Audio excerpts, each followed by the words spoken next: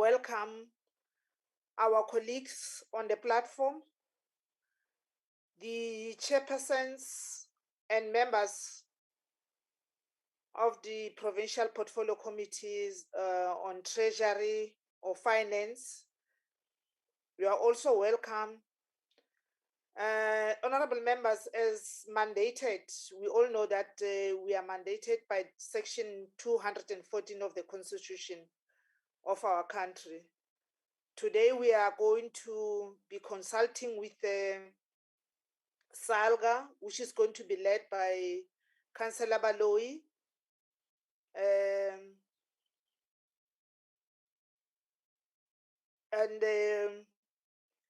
I think after he has done with that, we will be taking Cosatu.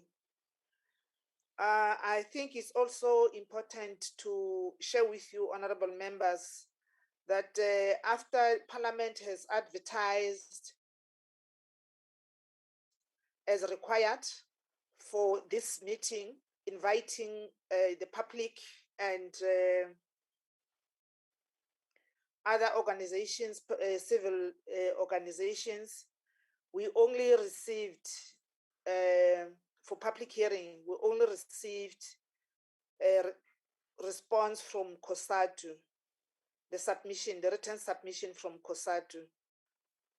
So, having said that, honorable members, I think I need to confirm that we have received the relevant documents from the Secretariat on Friday, I think, yeah, and the draft minutes yesterday. I also welcome National Treasury. I understand National Treasury is on the platform, PBO and FFC teams. You are humbly welcomed. You'll be assisting and engaging or giving clarities in some and guidance in the deliberations. And let me remind members from the provinces, you have all the powers and privilege to participate fully in this division of revenue that we are dealing with. So you are most welcome, and your deliberations or your inputs will be highly appreciated. Let me check, honorable members, with the Secretariat about process.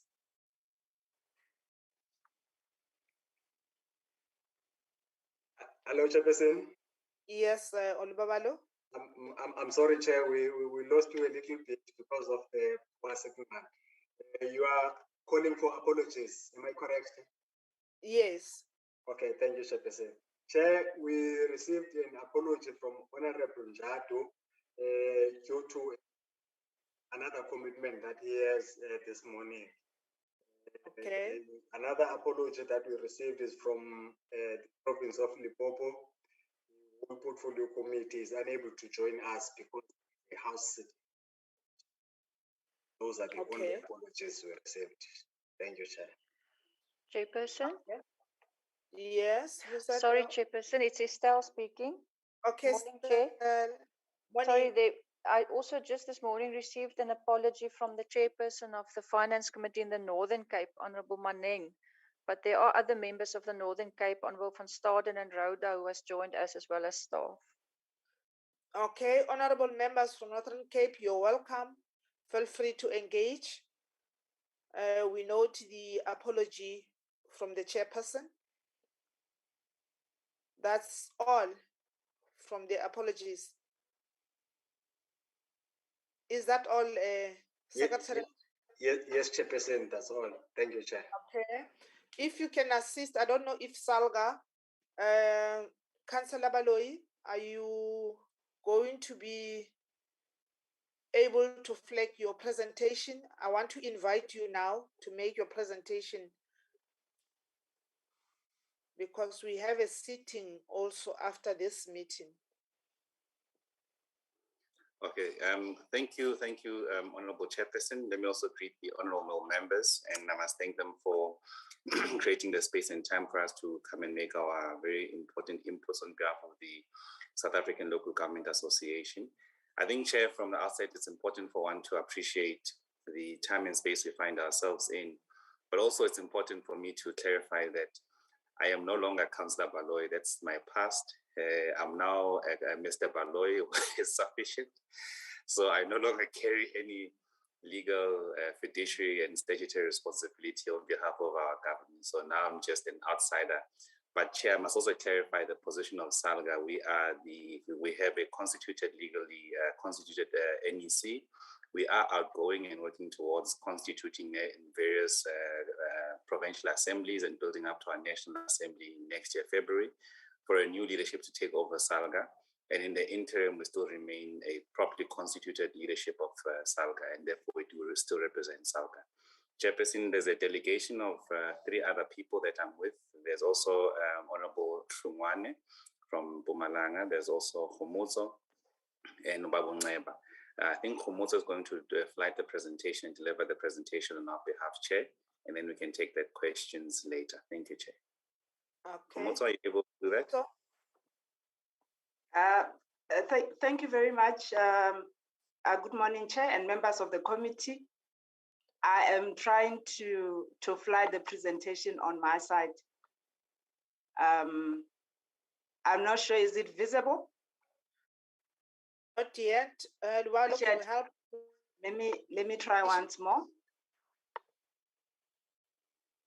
If it's troubling you, Ms. Homo, so I can easily assist you at the side.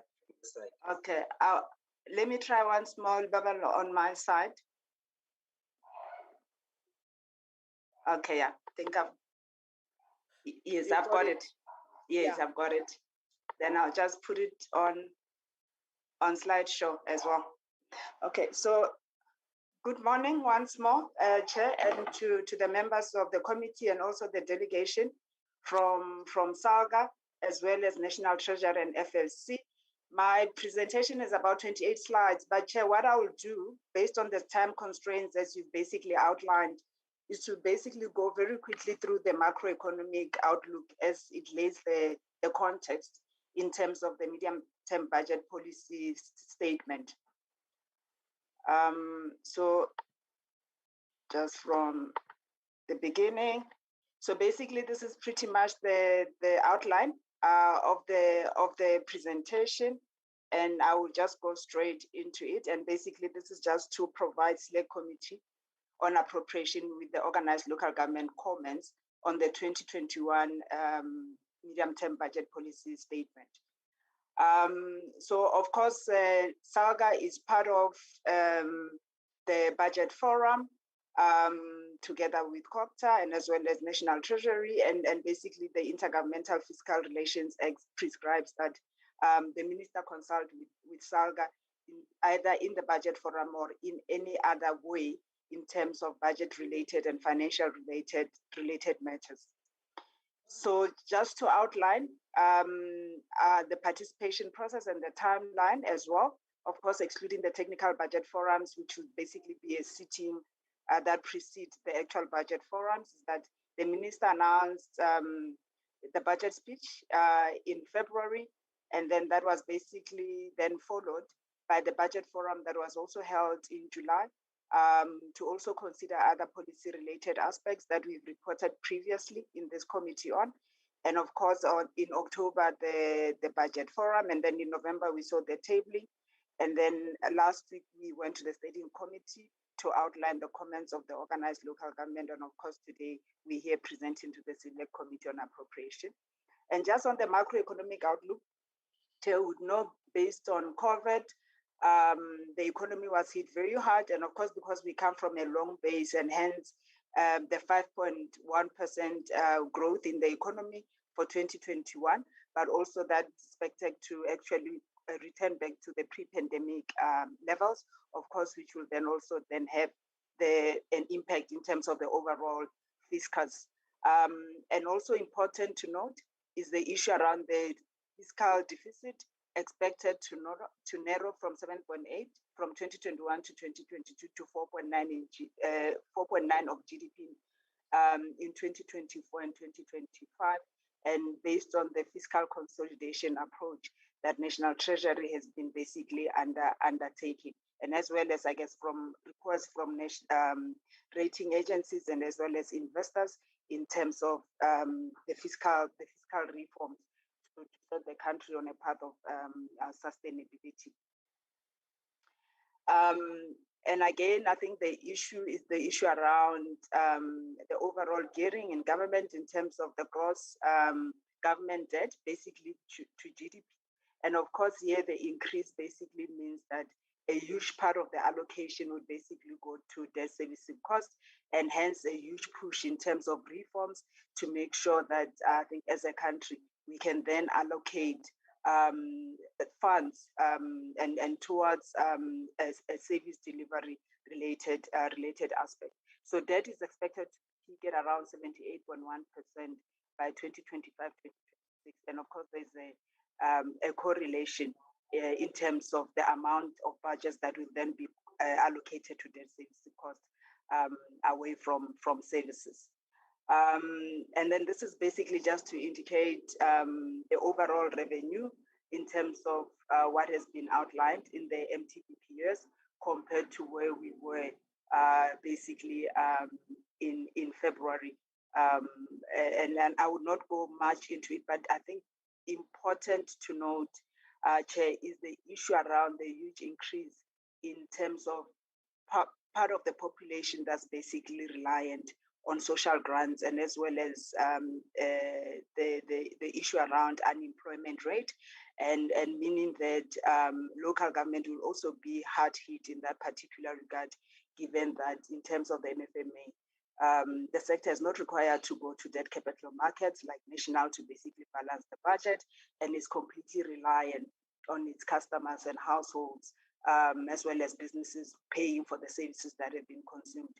And of course, if generally households are basically overstretched, it means the financial sustainability of the sector is also at risk, and the ability to basically deliver services.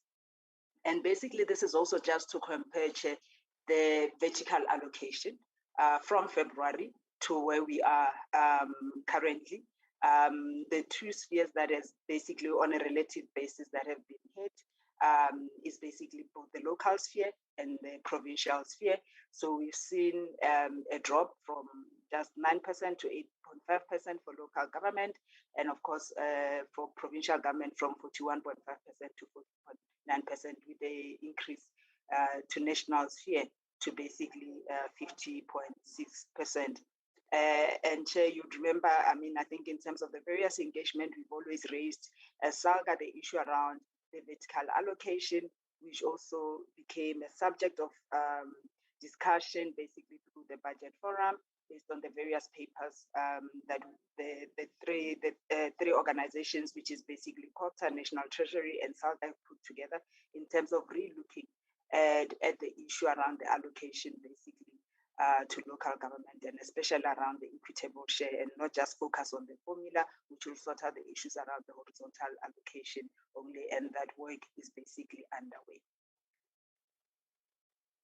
So basically the next slide is to compare where we were. The bottom table that says budget 2021 was in February, and basically the top table is basically where we are currently.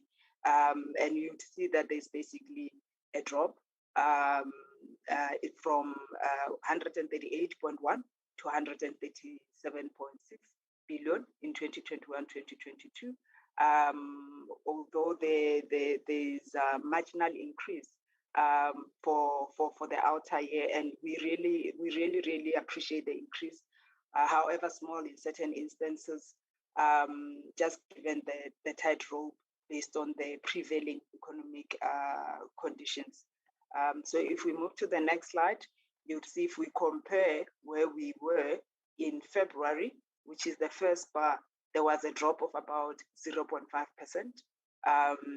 And then basically in 2022-2023, there's a drop of about 0.3%. and basically then is constant for 2023, 2024, compared to where we were basically in February and based on those projections. And if we go into the actual statements and the various part as well, that there's a proposal to allocate about 48.4% to national departments, 42% to provinces, and 9.6% to local government over the next 3 years. And basically our position as Saga is that the proposed increase to local government over the next 3 years will gradually bring to reality the promise contained in white paper on local government. We support this with the understanding of the current prevailing economic conditions and basically the very tight fiscal space that we find ourselves as a country, but also the commitment to really relook at the overall funding or the various spheres of government in relation to the constitutional responsibilities as well as the reality that we find ourselves in as local government. In terms of the adjustment, there's no adjustment to the equitable share allocation currently.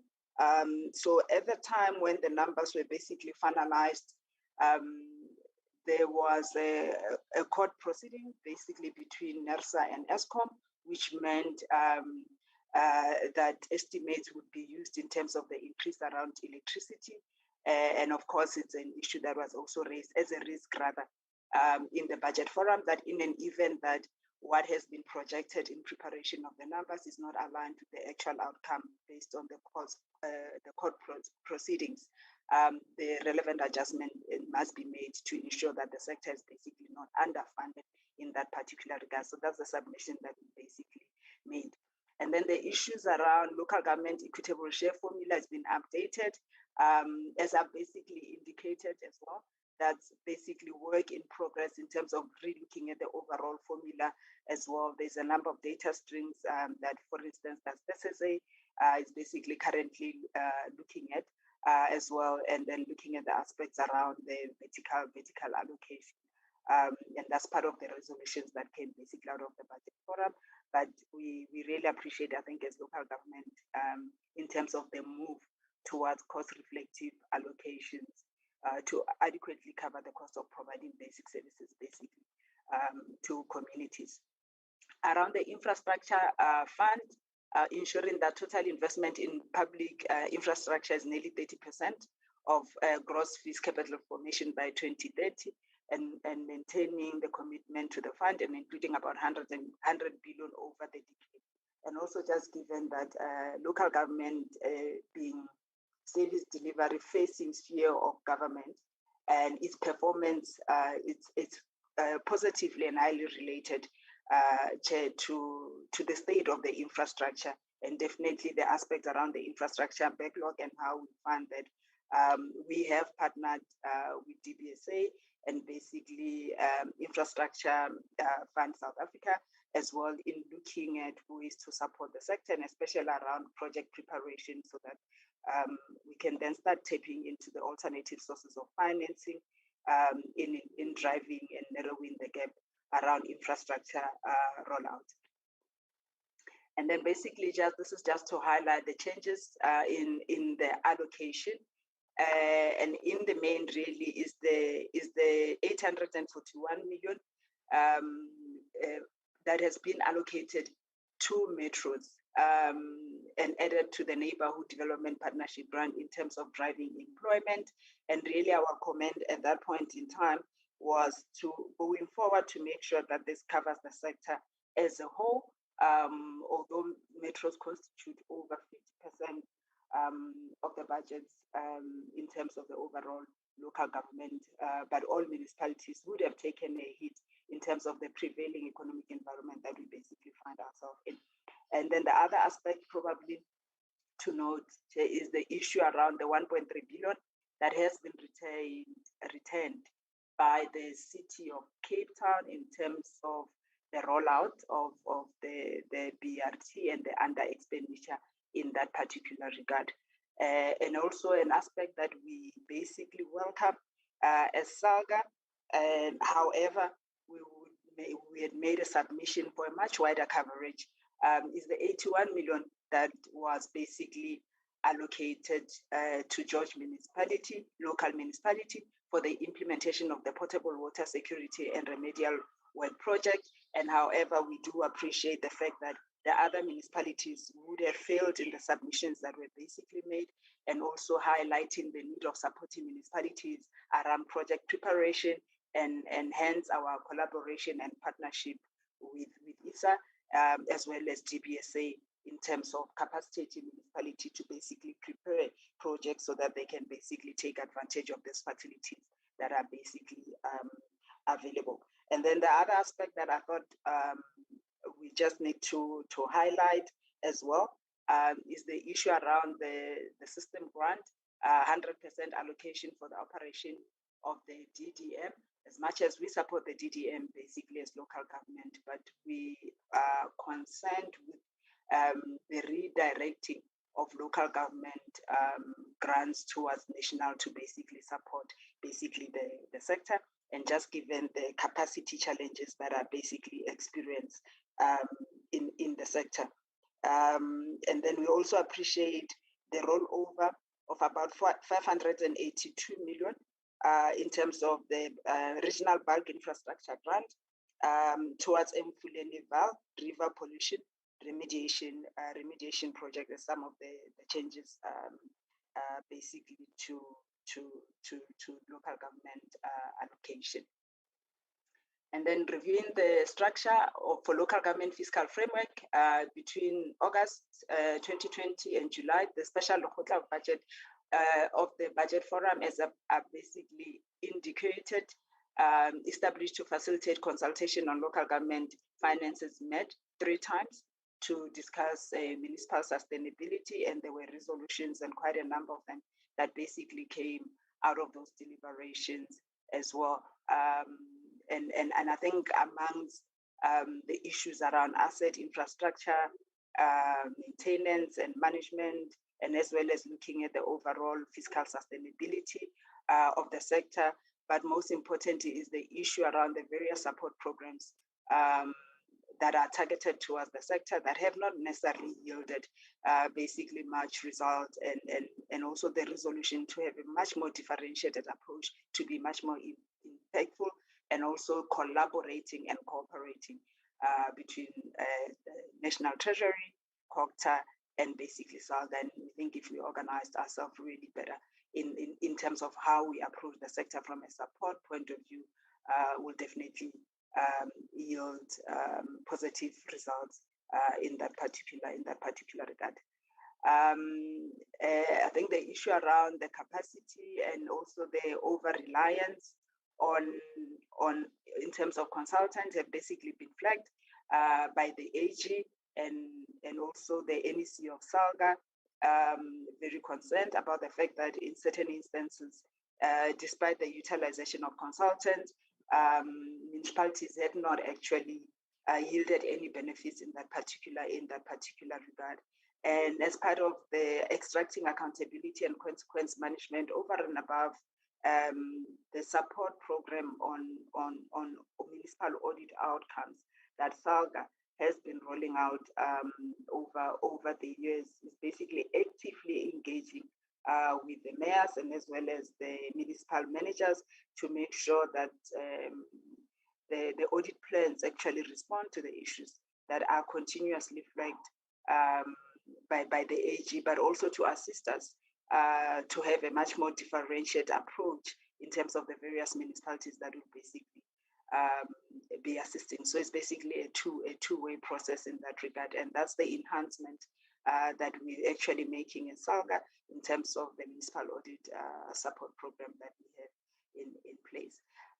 So I will not touch on this. So this is just pretty much that over and above the resolutions around holding the sector and those that are leading the sector accountable in terms of the audit outcomes, is to make sure that in the finance offices, the right people and competent people are basically appointed as a point of departure, so that then even the training programs that are basically provided by the various government departments could actually yield the desired results.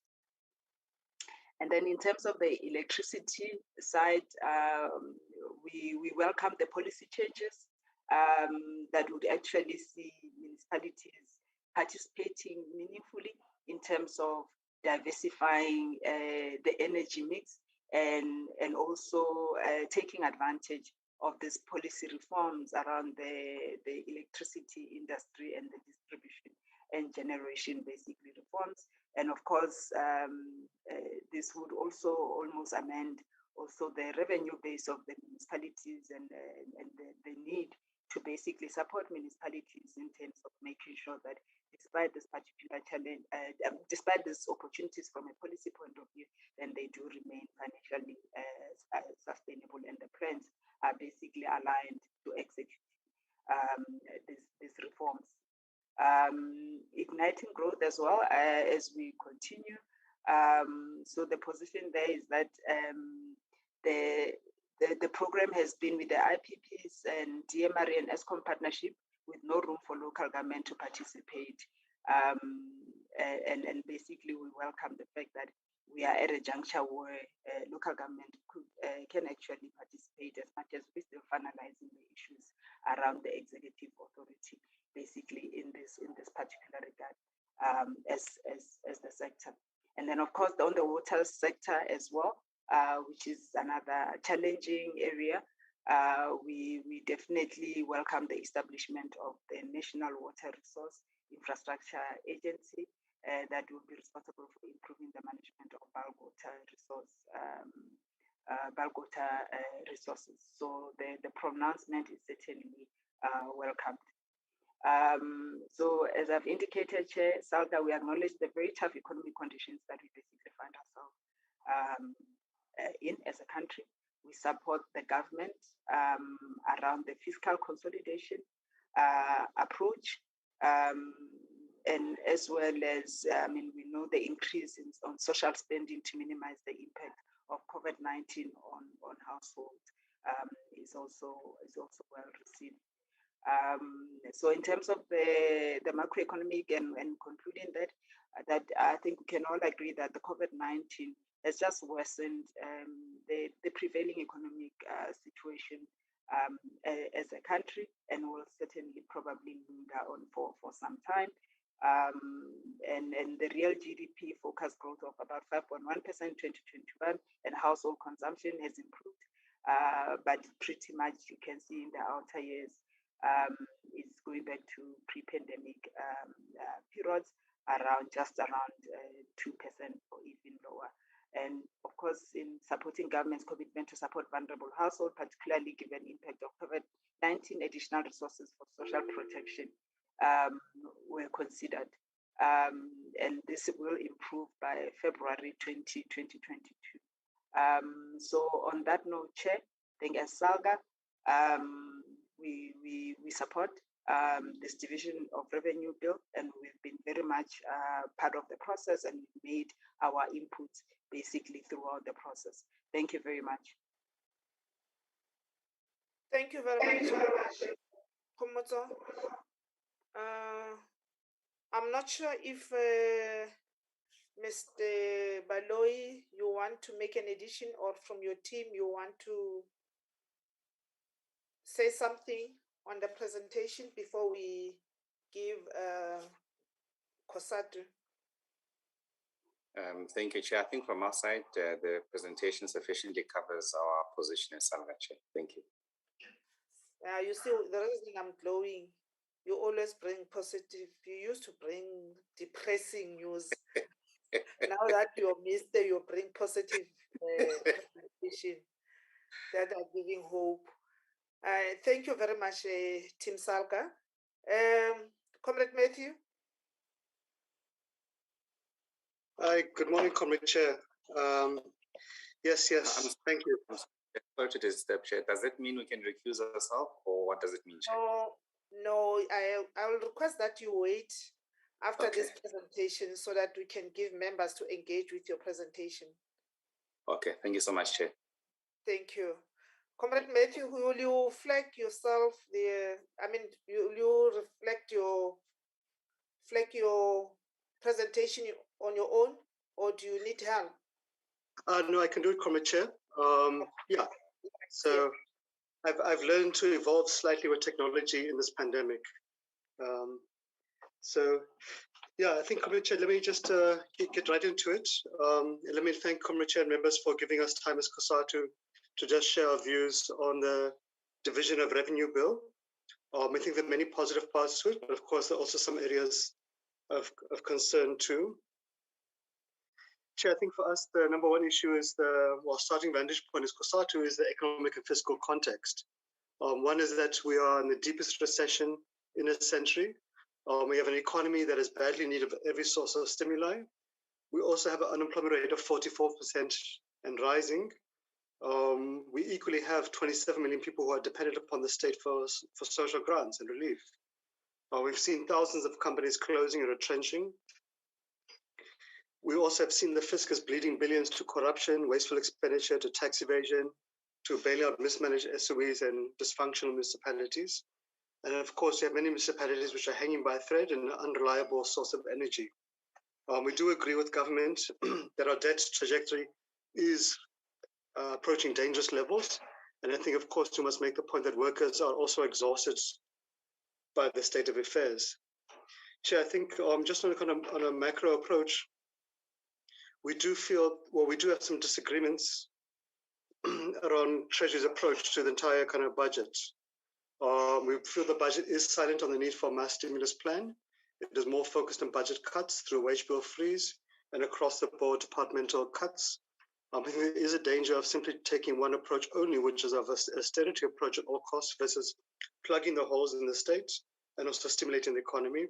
So we would hope in February really to see a budget in February, which would include a mass stimulus program to kickstart the economy, in particular key growth sectors, and that would include funding from DFIs in the private sector. I think there's another mic on, Comrade Chair. Kureko can just assist. So, Comrade Chair, I think just to kind of get to the key parts of the Division of Revenue Amendment Bill, I think the one key thrust is around the public service wage, but a lot of the allocations is based upon the adjustment or the agreement. So I think we do welcome that. And I think we also want to say as Labour that we're not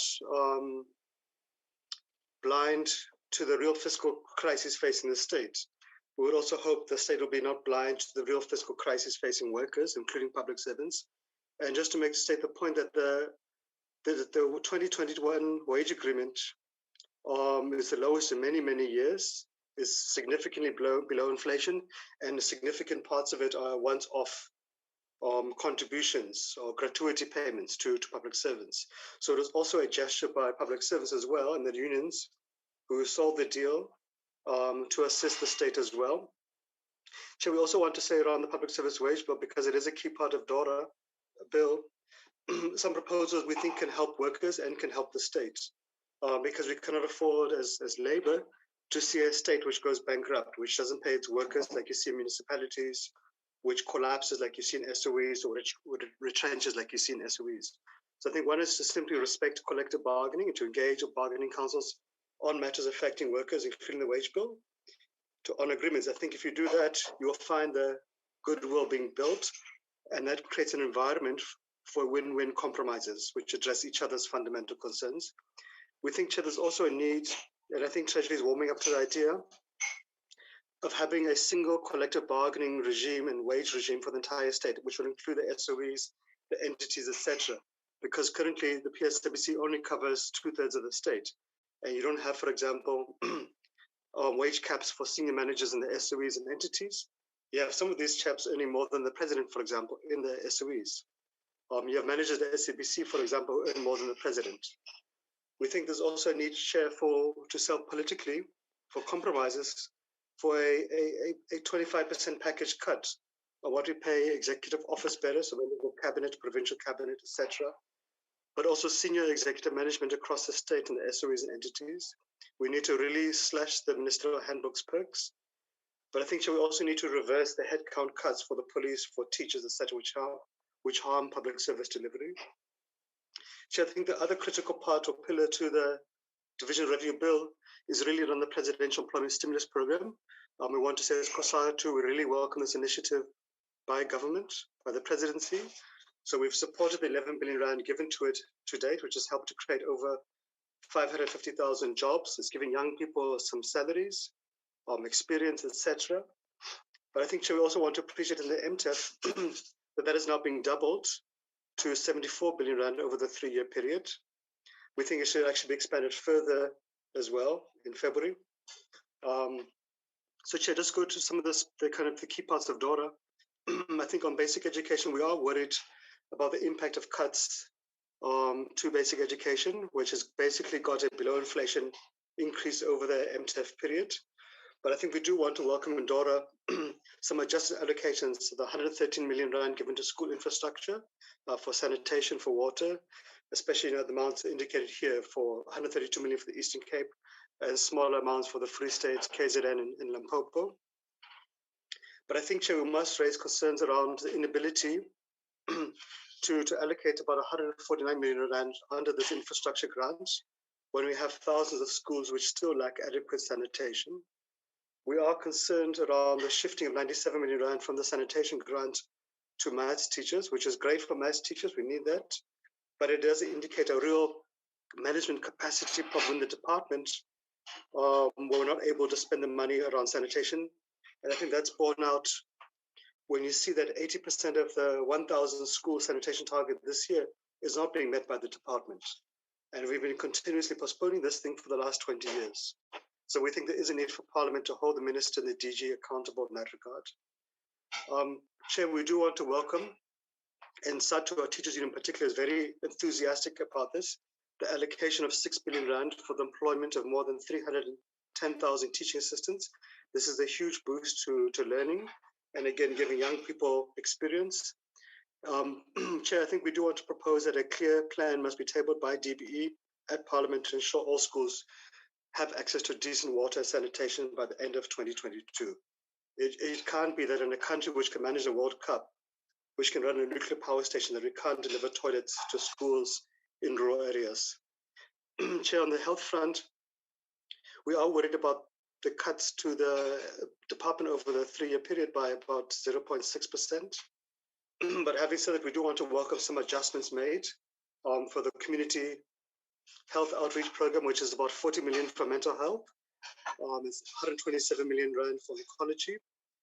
We do also specifically want to welcome the 243 million rand given to medical interns for the employment. That's really going to assist in reinforcing healthcare. We also want to really appreciate the 350 million rand given for the COVID-19 vaccine rollout for the employment of nurses in hospitals and also staff on that vaccine program, and they've really done fantastic work. Chair, but we are a bit worried, and we appreciate government has to move funds around to cover holes, and of course that you can't just simply allocate money if it's not going to be spent. But we are worried about the cut of 560 million rand to the NHI's health facility revitalization program. And there's some significant cuts there, especially in Limpopo of 180 million rand and lesser amounts in other provinces. And I think, Chair, we would all know the conditions of our public healthcare institutions' infrastructure leaves much to be desired. Chair, we feel this does undermine the Department of Health's efforts to protect workers in the most deadly pandemic in living memory. And we think this needs to be reconsidered and ideally reversed. Of course, it does mean the capacity needs to be developed in the department to make sure that money can be spent, etc. Chair, on the social development, again, we're worried about the 16.9% cut over the MTEF period, which largely comes through the phasing out of the 350 grant in March next year. But Chair, I think we do want to appreciate the allocation of 120 million rand to employ social workers, 178 million rand for early childhood development grants, which has seen the employment of 70,000 ECD workers. So we do want to propose, and we are engaging government around extending the 350 grants beyond March next year to see how can it be made permanent, how can it be increased to the food poverty line, and in essence to be a basic income grant for those who have got no source of income. We think it is affordable, and we couldn't afford to have 8 million people without any source of income. As we saw in the violence in KZN and Gauteng, that really is a recipe for disaster. Chair, we want to appreciate the allocation of 750 million rand by Treasury for the Neighborhood Development Partnership Grant. It's seen the employment of over 32,000 people in neighborhood cleaning and greening programs. So this is also another positive intervention. So we think these programs should really be enhanced and extended to see if we can find ways to ensure they are sustainable longer term. Comrade Chair, I think we are all concerned about the state of local government. I think the election results a few weeks ago spoke very clearly about voters' frustrations across party lines. Chair, the AG reports, we all know it, and members who know much better than we would, speak to a very dysfunctional state of municipalities. But we didn't find anything in the MTPS or in the DORA bill, etc., about what are government's plans to fix this thing. We were also quite disappointed, Chair, that the City of Cape Town, I think as the Saga colleagues had also mentioned just now, has returned or didn't spend 1.3 billion rand, which is earmarked for the My City service, which again, Chair, when you look at when you compare it to the collapse of Metro Rail in Cape Town, it just doesn't make sense. We have entire lines of Metro Rail in Cape Town which have fallen apart since last year. The city couldn't find space to ensure we spent this 1.3 billion to ease the pressures upon workers getting to work. Chair, also concerning that the 582 million rand allocated to Mfuleni for the Vaal River program is being rolled over, and this has been a matter that's been dragging on for some years. Even the previous Minister of Finance tried to assist in resolving it. But we do want to welcome the allocation of 81 million rand to George for investments in water infrastructure. And I think Chair would really want to see in February clear stabilization, recovery and repositioning plans for these municipalities and a roadmap to move us towards a district development model, because clearly the status quo is collapsing.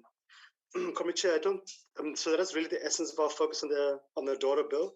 The other issues I've highlighted here, Chair, are not in the DORA bill, but I've just included it for members' information's sake, around the broader NTPS issues. I don't think I really need to go into it, because members have been to our submissions on the NTPS as well. But I've just included it, our proposals around economic and social relief to workers, to the economy, what we think are the good things, what things need to be addressed. I think the good progress that we're making with Treasury around allowing workers who are highly distressed some access to the pension funds. And we're looking forward to seeing that bill come to Parliament in February. And I think we want to appreciate Treasury's responses, positive responses to us in that regard. Chair, I think I've covered the 350 SRD grant. Chair, I think we do kind of really support government's infrastructure program. This is going to be a huge catalyst. Recording stopped. Build local government. And I think we're kind of pleased with the progress, also amending Regulation 28 to allow pension funds also to invest in infrastructure. That will really be a game changer, because the fiscus itself doesn't have the money. Chair, we do think there is a need for us to become much more brutal around tackling corruption. In progress. Tackling corruption and wasteful expenditure. And we've made some proposals there about extending the ban on politicians doing business with the state, increasing allocations for the NPA, for SAPs, for the courts, supporting SARS to conduct lifestyle audits and blacklisting delinquent companies from tenders. We are pleased that government is going to table the public procurement bill at NEDLAC. We hope at the end of this year, and then it could come to Parliament next year. But we think it really needs to be enhanced to make sure that it can have a single online public procurement system for the entire state. And that can be a key tool to support local procurement, effect cost savings, tackle corruption, etc. Chair, we have some proposals around how to further support SARS. And I think we must really appreciate the excellent work SARS is doing. And the good work there must continue, must be reinforced, and see how can we support it, especially around customs, lifestyle audits, etc. Chair, I don't need to go into SOEs, but just for members' information's sake. And then the appropriations, I can leave it because there is a separate appropriation hearings shortly. So I think in conclusion, Comrade Chair, I mean, a lot of the parts of the DORA bill, we actually do welcome it. The aspects about implementing the wage agreement, albeit a modest one, the significant allocations for the presidential employment program are fantastic. They'll go a long way. Of course, we do have concerns around basic education and health and the inability to spend money, etc. But I think in conclusion, we really hope that government in February will table a budget which would really stimulate the economy and support job creation, provide relief to the unemployed, ramp up the fight against corruption, wasteful expenditure, and also to help rebuild the SOEs in the state, and of course to respect collective bargaining. I think, Chair, to state the obvious, workers and voters have really lost faith in all of us, in government, in our policies, our commitments. It wasn't just the ANC which lost votes in the elections. All political parties we saw losing support. And the fact that less than half of society, half of the registered voters bothered to vote, and only a quarter of eligible voters voted, should be a wake-up call to all of us that we are simply running out of time and we need to move with much greater speed.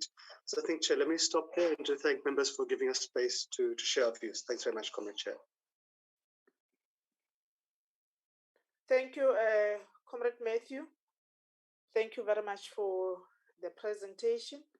Lubabalo, will you please help me with identifying members who might want to engage with the two presentations? Members, can you please, by show of hand, we have Honorable Ryder and Honorable Detroit,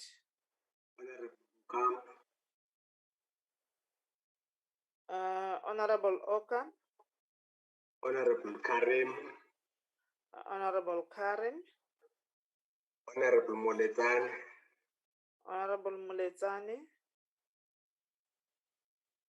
so far in that order, Chair.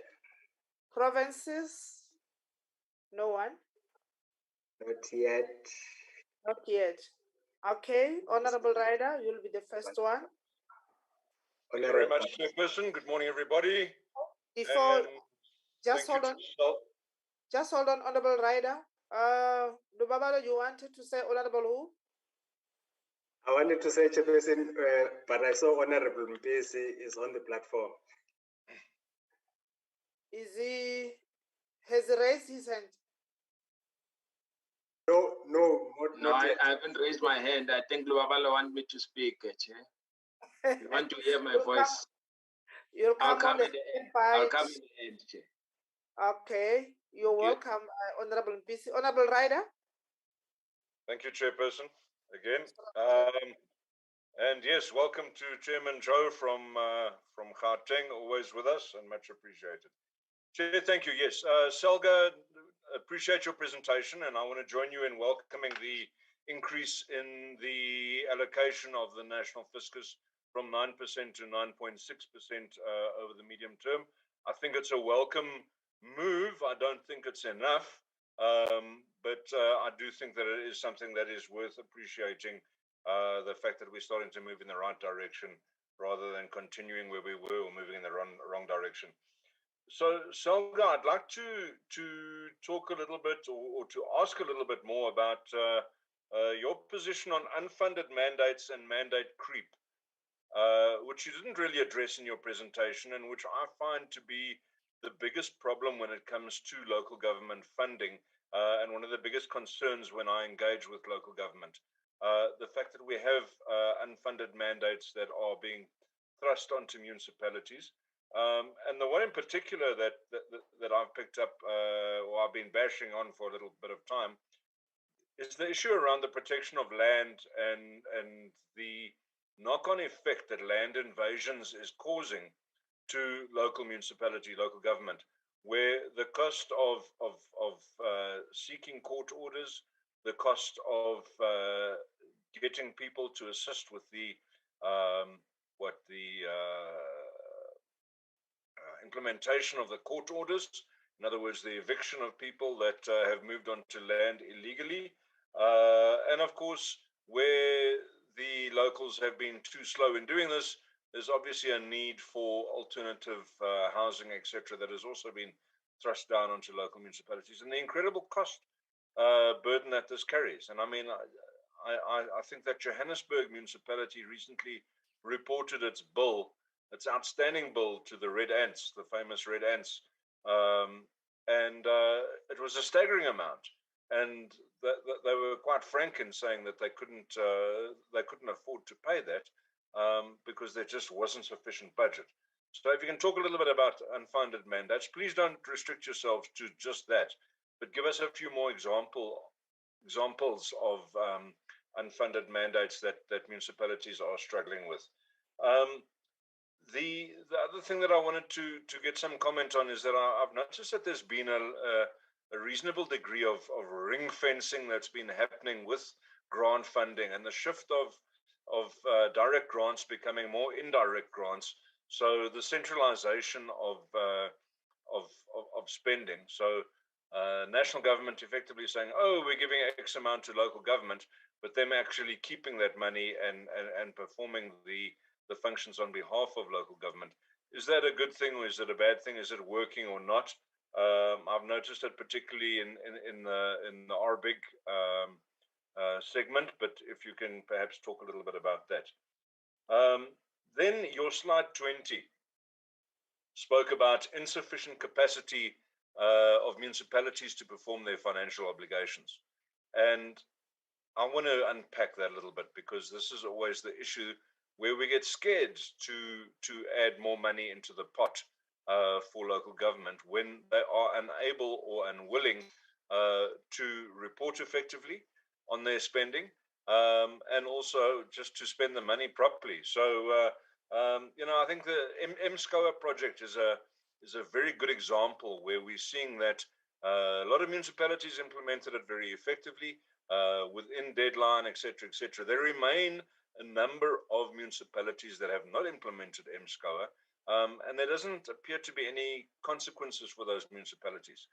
So if you can talk a little bit around that, but also speak specifically around the fact that, you know, municipalities receive funding to attract appropriate skills, you know, and there's an organigram, and that organigram is funded in terms of the budget. Why are we sitting in a situation where there's, in your words, insufficient capacity when, you know, the money is being budgeted to fill an organigram and it's being spent as well? That's always the first money that gets spent, is the money on staff salaries. So why are we not seeing municipalities building that capacity even when it's funded?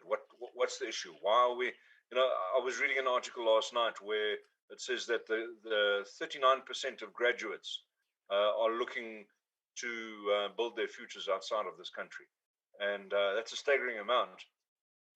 We've got the graduates coming out of university.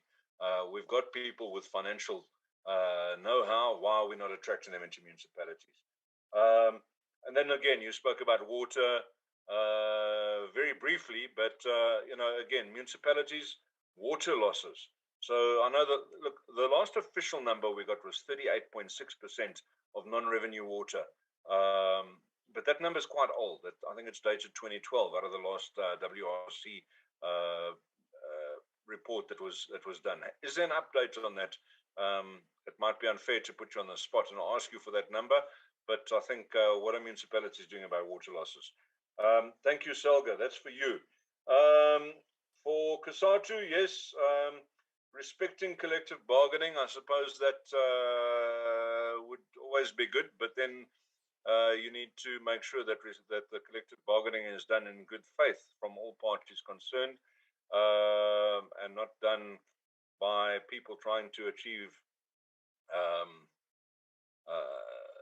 incorrect outcomes for the country and tying the whole country into a 3-year agreement. But I know that's a policy point. We'll never agree on that, so that's fine. But yeah, I want to agree with you on the issues around the headcount cuts in SAPS and with the teachers, but it must be at the right level that we're saying that those headcount cuts should not happen. I'm all for the headcount cuts at the very top of SAPS. I think that we have a top-heavy structure within SAPS. We've got more generals in SAPS than the entire United States Army, and it just doesn't work. But the boots on the ground is what we want, and the teachers in the classroom. Those are the issues. Yeah, and the fact again that you pointed out, sanitation, 97 million moved away from the Department of Education sanitation project again into teachers. This is alarming when we have a look year after year after year. The backlog in sanitation, that specific item does not get spent, and then we sit and wonder about pit latrines and bucket systems that are still in operation around the country. It really is not good. In fact, the entire infrastructure spending of the Department of Education needs to be seriously looked at. And I mean, you know, so for example, in Gauteng, we've still got the asbestos schools that we've been supposed to be getting rid of for years and years. And that money is also not being spent. And the asbestos schools still sit and have not been replaced.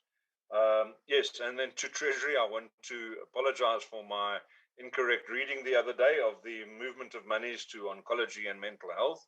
I had the pluses and minus, and I also want to welcome the fact that we're moving money to oncology and mental health from the NHI. I think that really is a good move.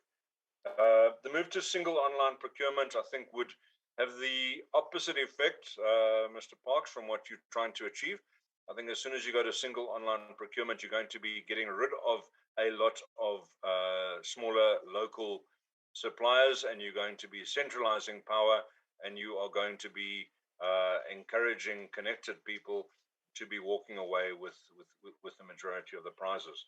So unless you can come with a very good model that you can convince us on, I think that trying to centralize that would actually be disastrous for small businesses and would achieve exactly the opposite of what you're wanting to achieve, and would open the door to big business to dominate this, because they would obviously have the ability to nominate people to spend all day on single online procurement projects, and they'd be able to dominate and of course use their size to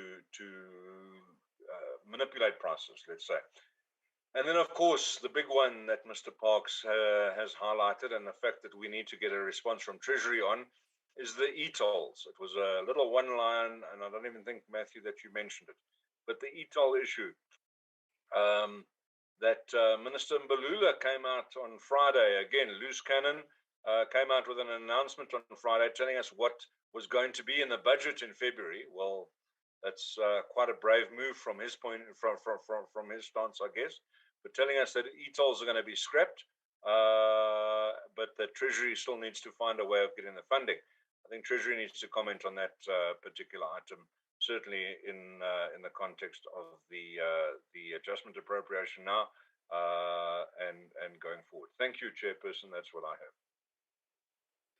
Thank you very much, Honorable Ryder. But I'll request members to make their good points without really using the language that might not be acceptable or offensive. To label someone as a loose cannon, it's really not kind. But thank you for your inputs. We really welcome those valuable inputs. Honorable Detroit. Thank you, Honorable Chair. Honorable Chair, yes, I'm partially covered.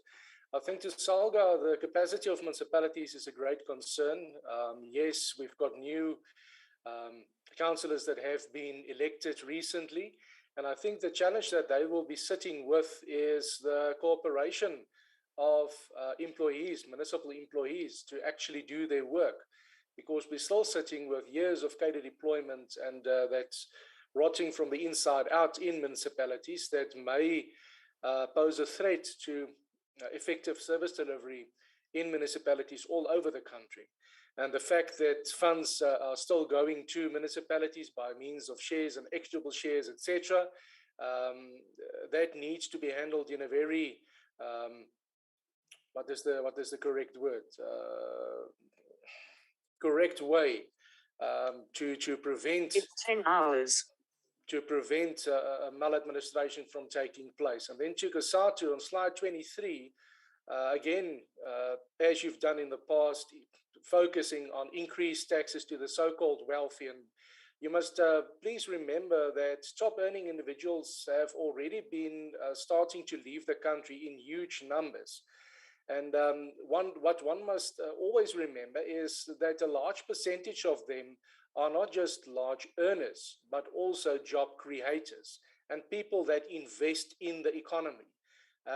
that keeps the economy afloat. So be very cautious when treading on that arena. And then the 350 Rand grants, it's much needed in South Africa, Chair, at this stage. And the poverty will increase in the coming year if things go the way that it is currently going. It is, however, not sustainable. And Cosatu threatening us, basically, with a repeat of social unrest that happened in July 2021, I think that's unnecessary. We all know it was politically motivated and not out of hunger and poverty. So I think that's an opportunistic way to approach this situation. And then a question one have is if the Neighborhood Development Partnership grants to the tune of 751 million Rand will yield the results that one wants, and that the taxpayers will get value for the money that's spent.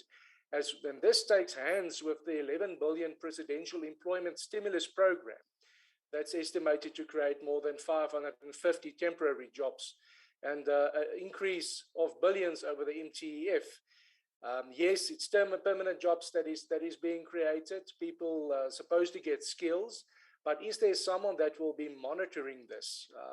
Will we get the results afterwards once this project has lapsed? We'll just have to wait and see. Thank you, Chair. That's all from me. Thank you, Honorable Du Toit. Honorable Okam. Good morning, Chair. Good morning, colleagues. Thank you for the opportunity. Firstly, Honourable Chair, to Saga, I think one of the biggest challenges over the country, there has been a huge number of newly elected councillors, people that has never served on a council and that does not know exactly how the ins and outs they work with regards to finances. We wish them all of the best when it comes to assisting these new councillors as well as former councillors to fulfill their duties. I think, however, that this also comes with a huge risk in the sense that there are now a lot of new councillors that all of a sudden will be exposed to the whole issue of tenderpreneurs and people that will be targeted, people that will be targeted for the fact that he or she is now a councillor and might have an influence. So I would like to find out what Saga is proposing with regards to preventing these councillors from being exposed or from assisting them to know how to handle it when they will be exposed to the lucrative offers of corruption that might be coming their way. The second thing that I want to ask for, Saga, is that we know that the one big problem that we've got in our municipalities is the total lack of consequence management. And I know that we have discussed consequence management over and over again, not only this year, every year, and even way years back. We discuss consequence management, but nothing happens when it comes to the management of people that did not do their jobs and to consequences that must be implemented on them. What does Saga propose must be put on the table in order to improve consequence management so that people out there can see that you must stay within the lines, that you must stay within your authorities and do what you're supposed to do, and that there will be consequences if you do not do that. I really am of the opinion that we will never truly have proper financial management at a municipal level if we do not start to implement for once and for all a proper plan with regards to consequence management. And not only consequence management, but also line management. A person that must be appointed in a certain position because he's got the skills to do that. Once you've got the skills to be an engineer or an electrician or whatever the case might be, you will also have the skills to manage the people that are supposed to work for you. And you will be better equipped to know what they must give to you. Honourable Chairperson, I've been covered with most of the other questions with regards to Saga. The other last question for Saga that I want to ask is the whole issue of financial management and ring fencing. We have seen in the past that a huge amount of municipalities get money in, let's say, for an example, for electricity. But they don't use it to pay ESCOM. They use it to pay wages, and they use it to hold functions and to pay other projects that has been overspended by. What is Salga's opinion when it comes to ring fencing certain amounts for that it has been paid for? Let's say electricity. If a person pays electricity, that must be ring fenced to go towards ESCOM or to go towards the infrastructure of electricity, and not use it for total other expenditures, because that obviously is one of the reasons why we have seen that electricity bills towards ESCOM has skyrocketed. It's just because they have not paid ESCOM, but they have received the money. So maybe look at ring fencing of that again. And again, that is a topic that has been, we have talked about it a lot in the past.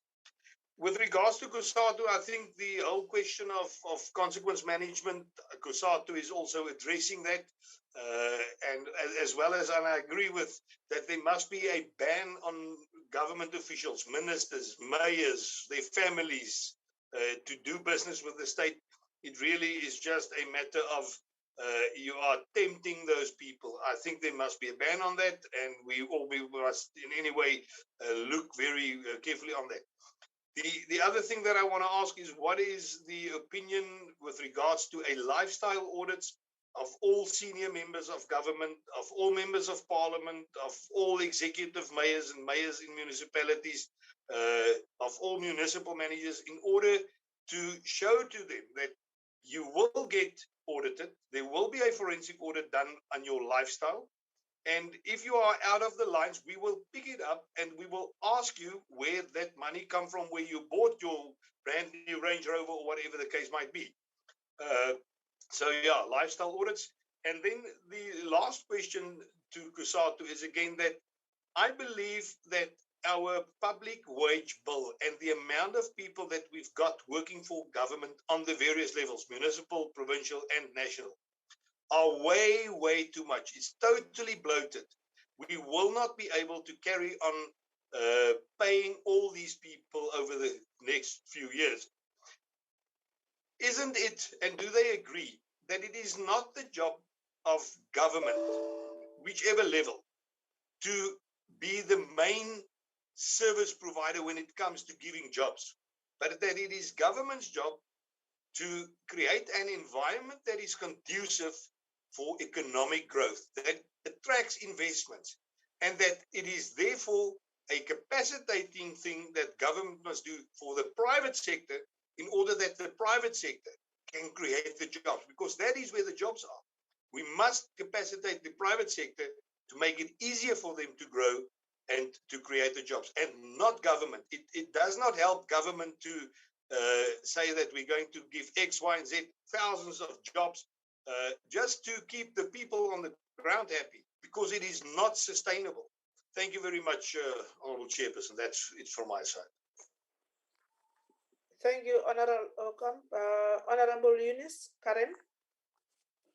Thank you, Chairperson. Firstly, I'm very struck by how reasonable Cosatu's proposals are. I mean, except for the issue of the public sector wage bill, I can't think there's much to quibble about. I mean, for example, they ask about water and sanitation in schools, right?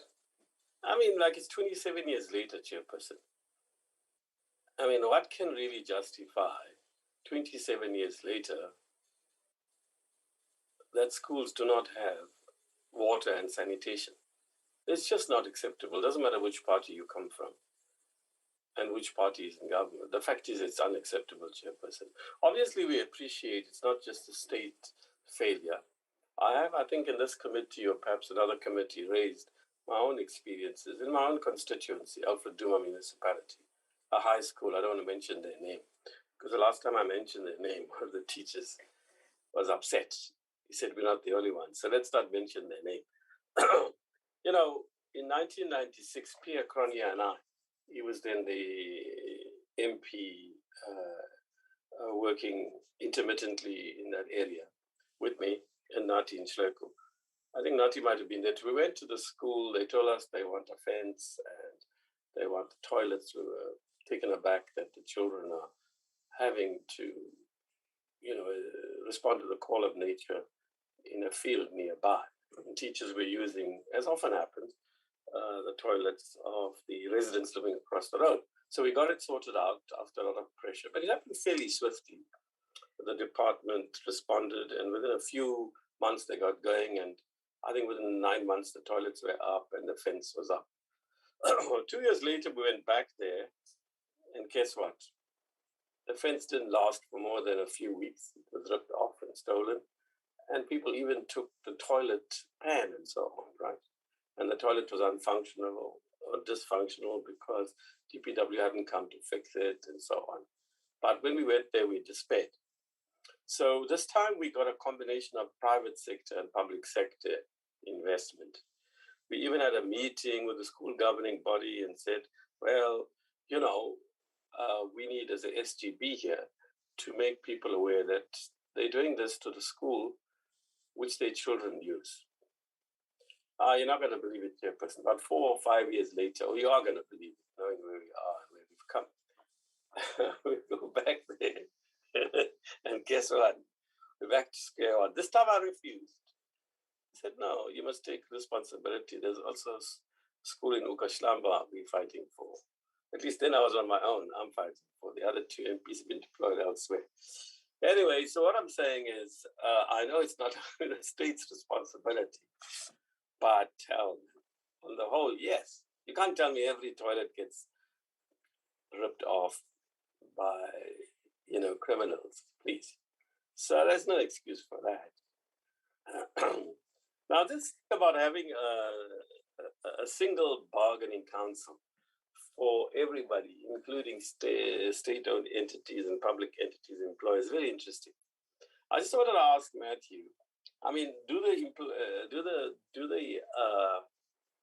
workers and the unions in the SOEs and broader public, and well, probably now in many of them, not all, obviously, do they accept this? Because they're able to strike a better deal outside of the normal public sector bargaining chamber. Excuse me. Then on the NHI, I mean, really, you know what we're going to say, right? If anything, the July unrest, the COVID-19 upsurge and what's going on right now reinforces the need to invest more in the health sector. And NHI is tottering. We need to, incrementally move towards it in a significant way. And then on the SRD, we've already taken positions. From what I understand, we're not going to change that. And the Finance Committee, already in the fiscal framework last week, which you voted for, Chairperson, and others here voted for, is very clear what it suggests. The Appropriation Committee might consider on this matter a renewal of that. Then, on the matter of was Dennis being facetious or teasing, or was he serious when he said there are more generals in the SAPS than the entire US Army? When the civil society stakeholders responded, I am interested in his reply. And finally, Chairperson, I would like you to consult with Lubabalo and Estelle and the Legal Services Unit. Is it appropriate for Simon Moletsani, who's 1/3 my age, to speak after me, a traditional leader in this parliament? No, I'm not a dinosaur, Chairperson. I'm a traditional leader. Right? So I don't think it's appropriate that anybody speaks after me. I would like you to get legal opinion before I take it to court.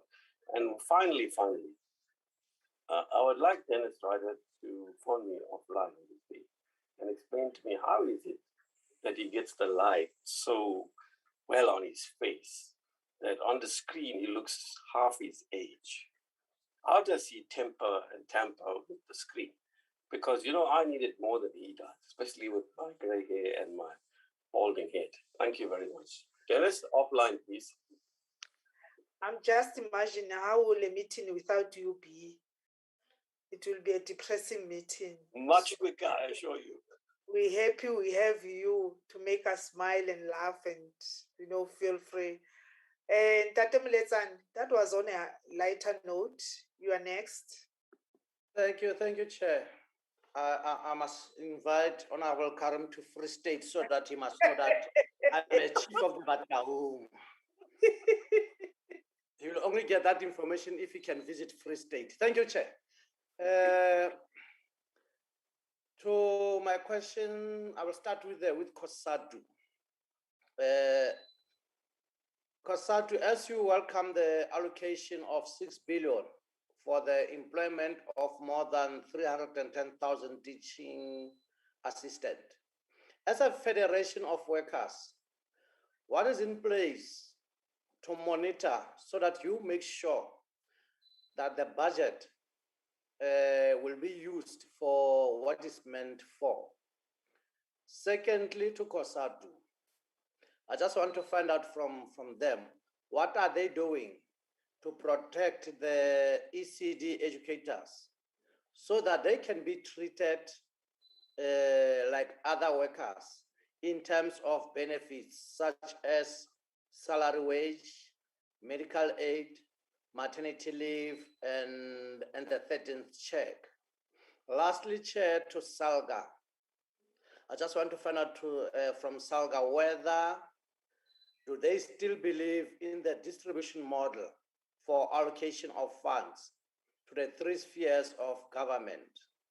Does it still give you, as a local government, what you deserve, looking at your responsibilities? Thank you, Chairperson. Thank you, Honorable Mletsani. Before I go for a second bite, let's check if members. You said I will speak, Chair.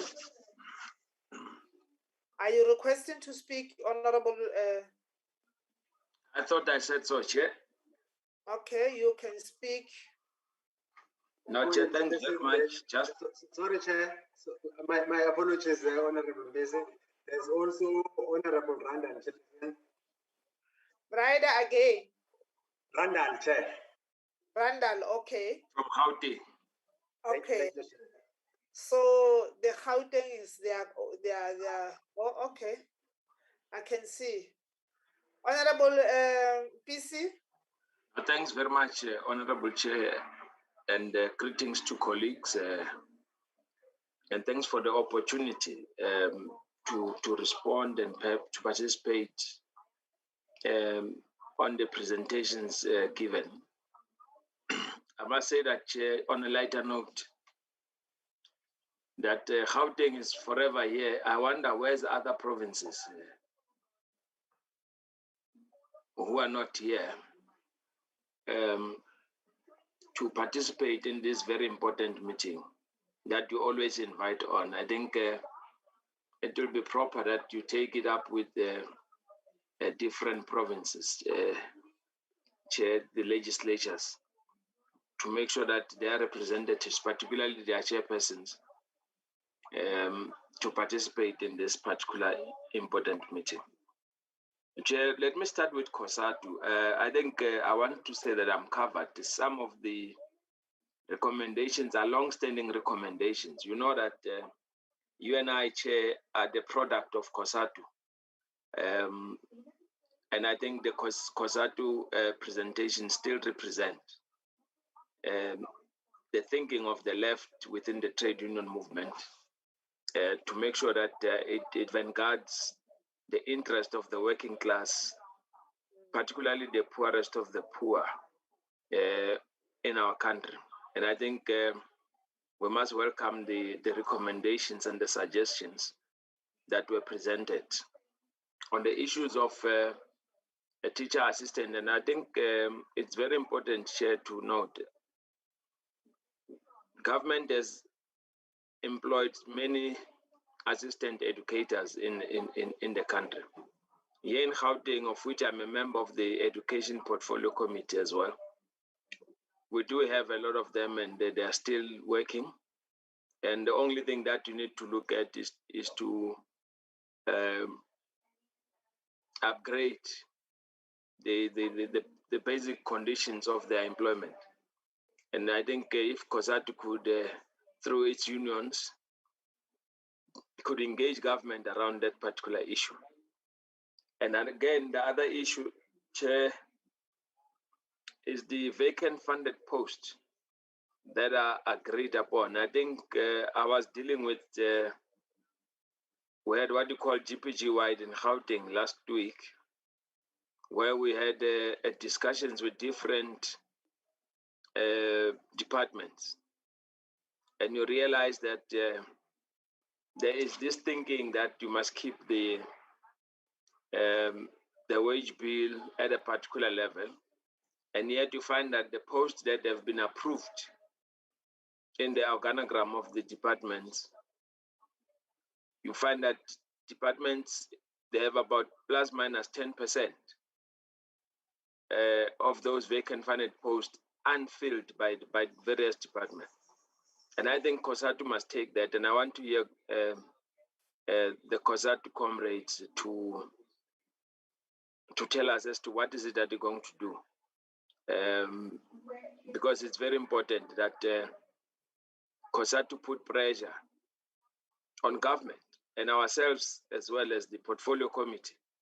We must definitely put pressure that vacant funded posts should be filled.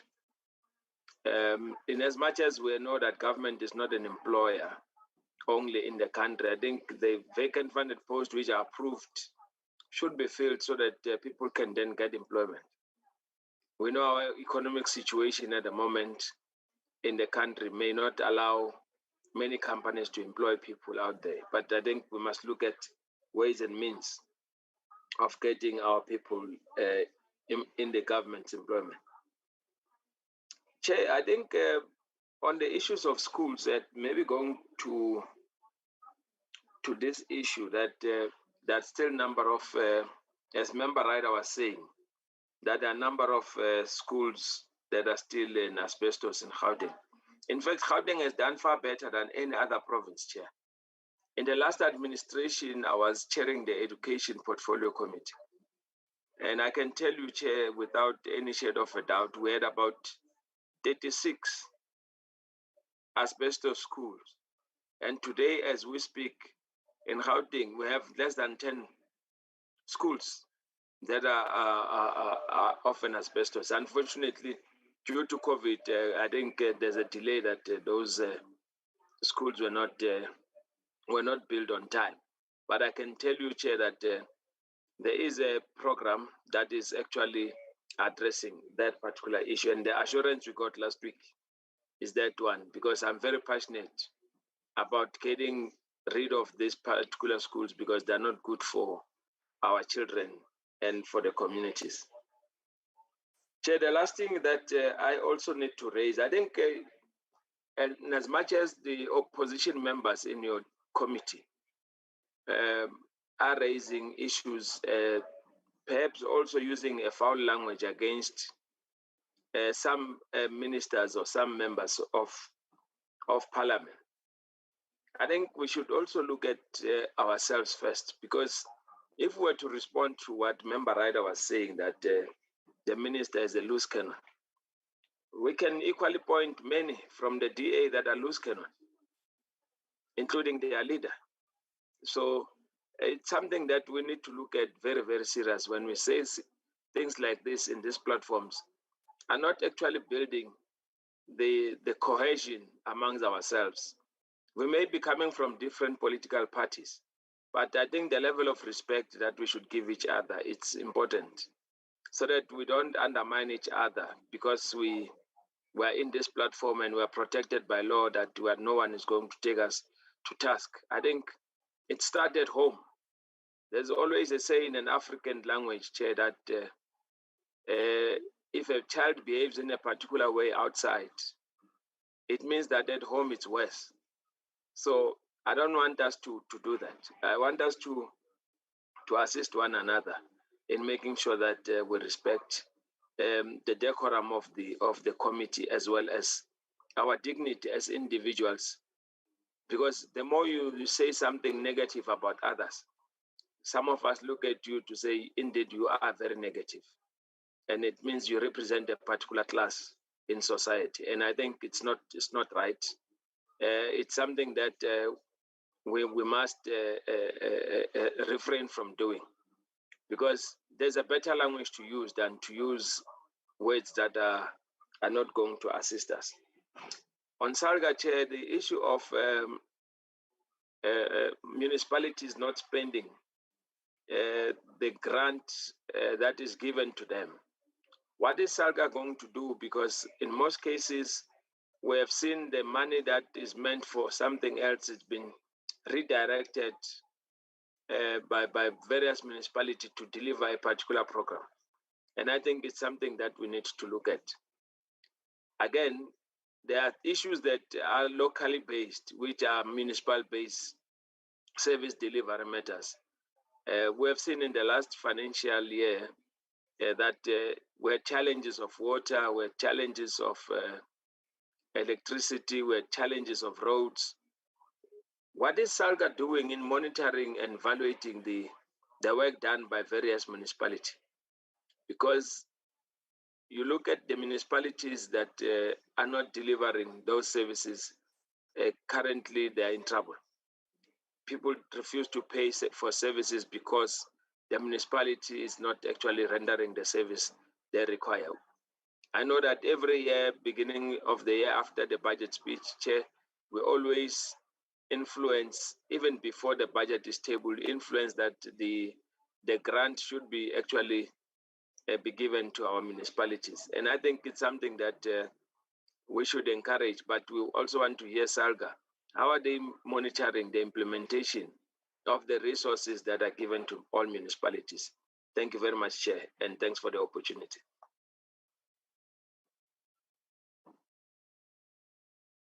Thank you very much, Honorable Mpisi. I think the point that you have raised of attendance by honorable members of the portfolio committees from provinces is a matter that we have also raised as a committee. And last week we even tried to do a roll call to check which province is not represented, because we want the views and the recommendations of provinces. And we also want to give, even though tomorrow we will be at the provinces to seek mandate, we'll still want provinces to be part of these meetings at this stage, to be part of listening to the presentation, given the opportunity also to engage on public hearings, on presentations from different stakeholders, which are very important. And what they are saying might have an influence on what decisions or recommendations is the committee going to take, or what the budget by Treasury in February might be. So we are trying by all means to get the provinces to be involved. On the other matter, I think I've tried to address it, and all the time I'm trying to make sure that we need to be seen as a committee, as a team, and not try to step on each other's toes. Sometimes these things are said on a lighter note, but sometimes they're said provocatively. So we are discouraging that. We have been doing that, trying to engage ourselves to work as a team, as a committee. I don't know, I see a hand of Honorable Ryder, but I don't want to encourage a dialogue between myself. Chairperson, if you're prepared to have a go at me, then I think there's a chance for me to respond, if I may, and then you can close it. I'll leave it at that. But Chair, frankly, I think that a minister going on record in the newspaper 3 months before a budget speech, pressuring the finance minister into a decision. Honorable Ryder, just hold on a minute. I'm trying to summarize all your views, and I've got all the rights to comment on what you have said. And I don't really encourage the behavior that I'm seeing now can try to test me and try to challenge me on the platform. You have said what you have said, and as a chairperson, if I feel that I need to comment on what you have said, I need to be given the opportunity to do so. I'm just doing my responsibility as the chair. Thank you very much. I'm sorry about that delay, Honorable Randall. The time is yours now, and after you, we are going to request the members of Salga to respond. Honorable Randall. Thank you so much, Honorable Mashlangu, for the opportunity, and thank you for always inviting us. And we really try and attend, as much of these meetings as possible. So yes, I'm a member together with Member Mpisi in the Gauteng Provincial Government.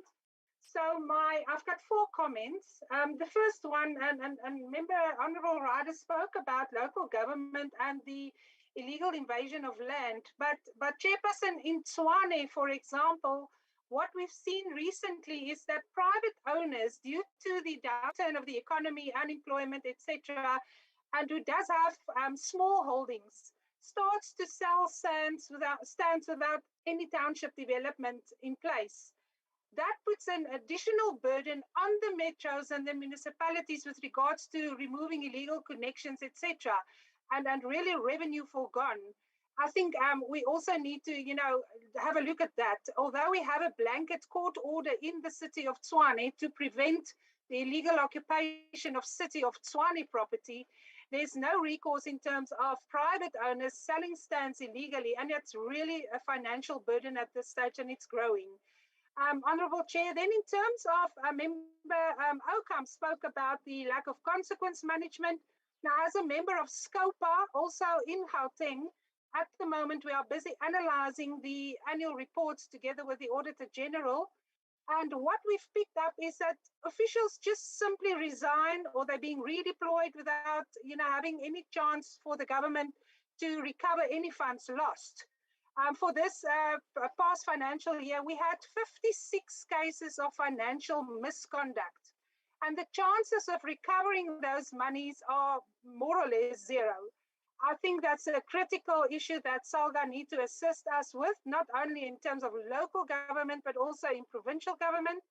Honourable Chair, then the third point that I wanted to make is with regards to the underperformance of grants. And I think my colleague in Gauteng, my chairperson PC, spoke about this. Now, this might be a double whammy. National Treasury might have been borrowing money at an interest rate to be able to provide a conditional grant to the province. Yet my departments are underspending. So, it's not only bad for us to return the money, but then that might have been money that was borrowed and we're paying you. We've already seen the debt service cost that has been spiraling out of control. And then lastly, Chair, and this is close to my heart because I'm also a member of Gauteng's e-government portfolio. Now, in this budget and in this NTBPS, I've not seen anything that speaks to the fourth industrial revolution. I've had a call yesterday of a whistleblower telling me to investigate a printing tender in the city of Ekurhuleni, where they printed a little booklet for employees to the cost of 1.9 million. Those booklets have been lying in a room somewhere. Can't it be an online link that if an employer needs something, he can just click and the link is there? We could have saved a lot of money. So, Chair, I think going forward, we really and seriously need to reconsider the way that we spend money in terms of having it in line with the fourth industrial revolution and making use of new technology, creating jobs where there were not jobs yesterday, big data analysts, cybersecurity specialists, and the list continues. But Chair, thank you once again for allowing me this opportunity. I really appreciate. Thank you very much, Honorable Randall. Salga, I don't know if is it you or as Khumuto to respond, or the whole team will assist each other in responding to the questions that are relevant to you. Over to you Thank you, Chair. We'll definitely respond to the questions as a team. I'm going to start with the easy ones first, and then I'll leave the much more difficult ones to the colleagues who will follow. Chair, the first question from Honorable Ryder is with respect to the unfunded mandate and what the Saga's position. I think our position, Chair, has not changed in the fact that we decry the issue of unfunded mandates and the consequence effect on the fiscus of local municipalities, because they also put an extra burden and strain on the fiscus of municipalities, and in the main, over and above those that were mentioned by MP Ryder, these also include things like healthcare, museums, libraries, and even roads as well. I'm sure in his previous lifetime, Honorable Ryder will remember the frustration we had with the roads that are provincial competence, and at times forcing municipalities to step in as the lack of response was ongoing from the respective provincial governments at that point. The issue of the insufficient financial capacity in finance departments and municipalities is a grave concern for us. And this has also been highlighted and flagged by the Auditor General, where they also made a startling fact to us that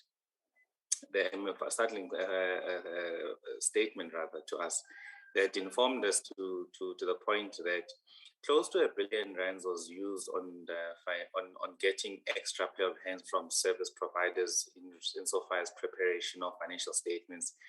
And from those amounts used, large portion of that extra of those financial statements had material misstatements, which says to you even the monies that were used for getting an outsourced service from service providers was not even worth the paper that it was paid for.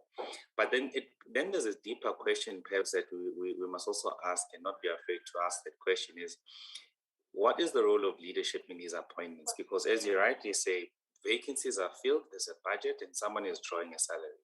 So what is the role of leadership in those specific municipalities? And as Saga have been quite clear that the executives of those municipalities, either the municipal manager or the mayor, must insist on ensuring that people who are suitably qualified for those positions are the ones who are ultimately appointed.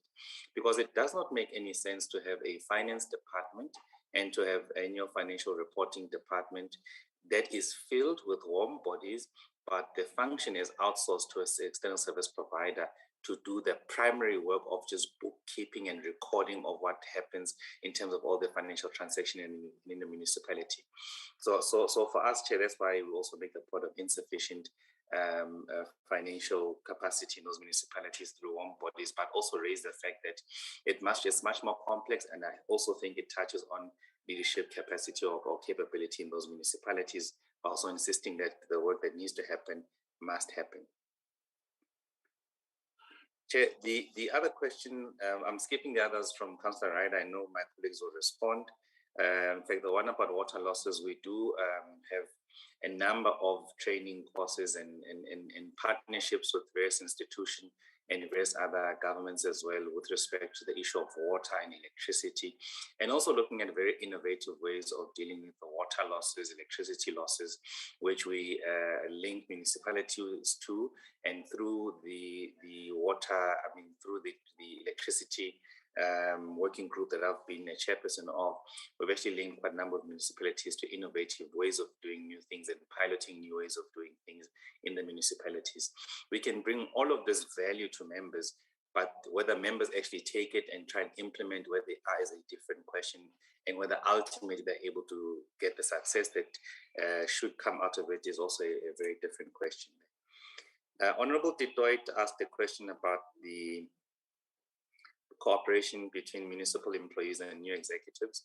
We believe that as part of a professionalizing of public service, it should be common cause that whoever has taken executive position or the new political leadership, the professional administration should not be behaving in a particular way, because they understand that their work is to work for government, and whoever is there must not change what they do and so forth. So we believe that within our stable democracy, we've seen a transition of peaceful municipalities in various areas, and the administration has supported them and continued, and we hope that continues rather. The NDPG grant, we're hopeful of its impact. But ultimately, once the grant has been appropriated rather to the relevant municipalities, it must be a successful spending of those grants to derive the type of value we need and the impact we need in the lives of our communities. And how can we monitor this much more closely? I think that over and above the current legal mechanisms that are there in place, we also need to accept that we require a different approach for local government or government broadly to monitor our capex expenditure. And I really think that the NPs such as yourself must really appreciate as a starting fact that the situation at local government or government broadly, insofar as the capex expenditure and procurement, is in dire state. And it requires a different type of approach and out of the ordinary to ensure that we track the money, ensure that every cent paid, we derive the type of value that we need and it gets to where it should get to without people doing nefarious things in the value chain of spending.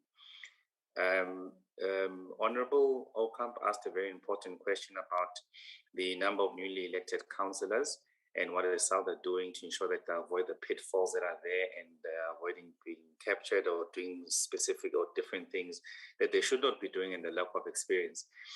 I think we must go probably one step back and ask the question, how does Saga get members?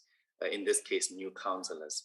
So new councillors essentially come from political party as initially people who are proposed as candidates for the public to vote for.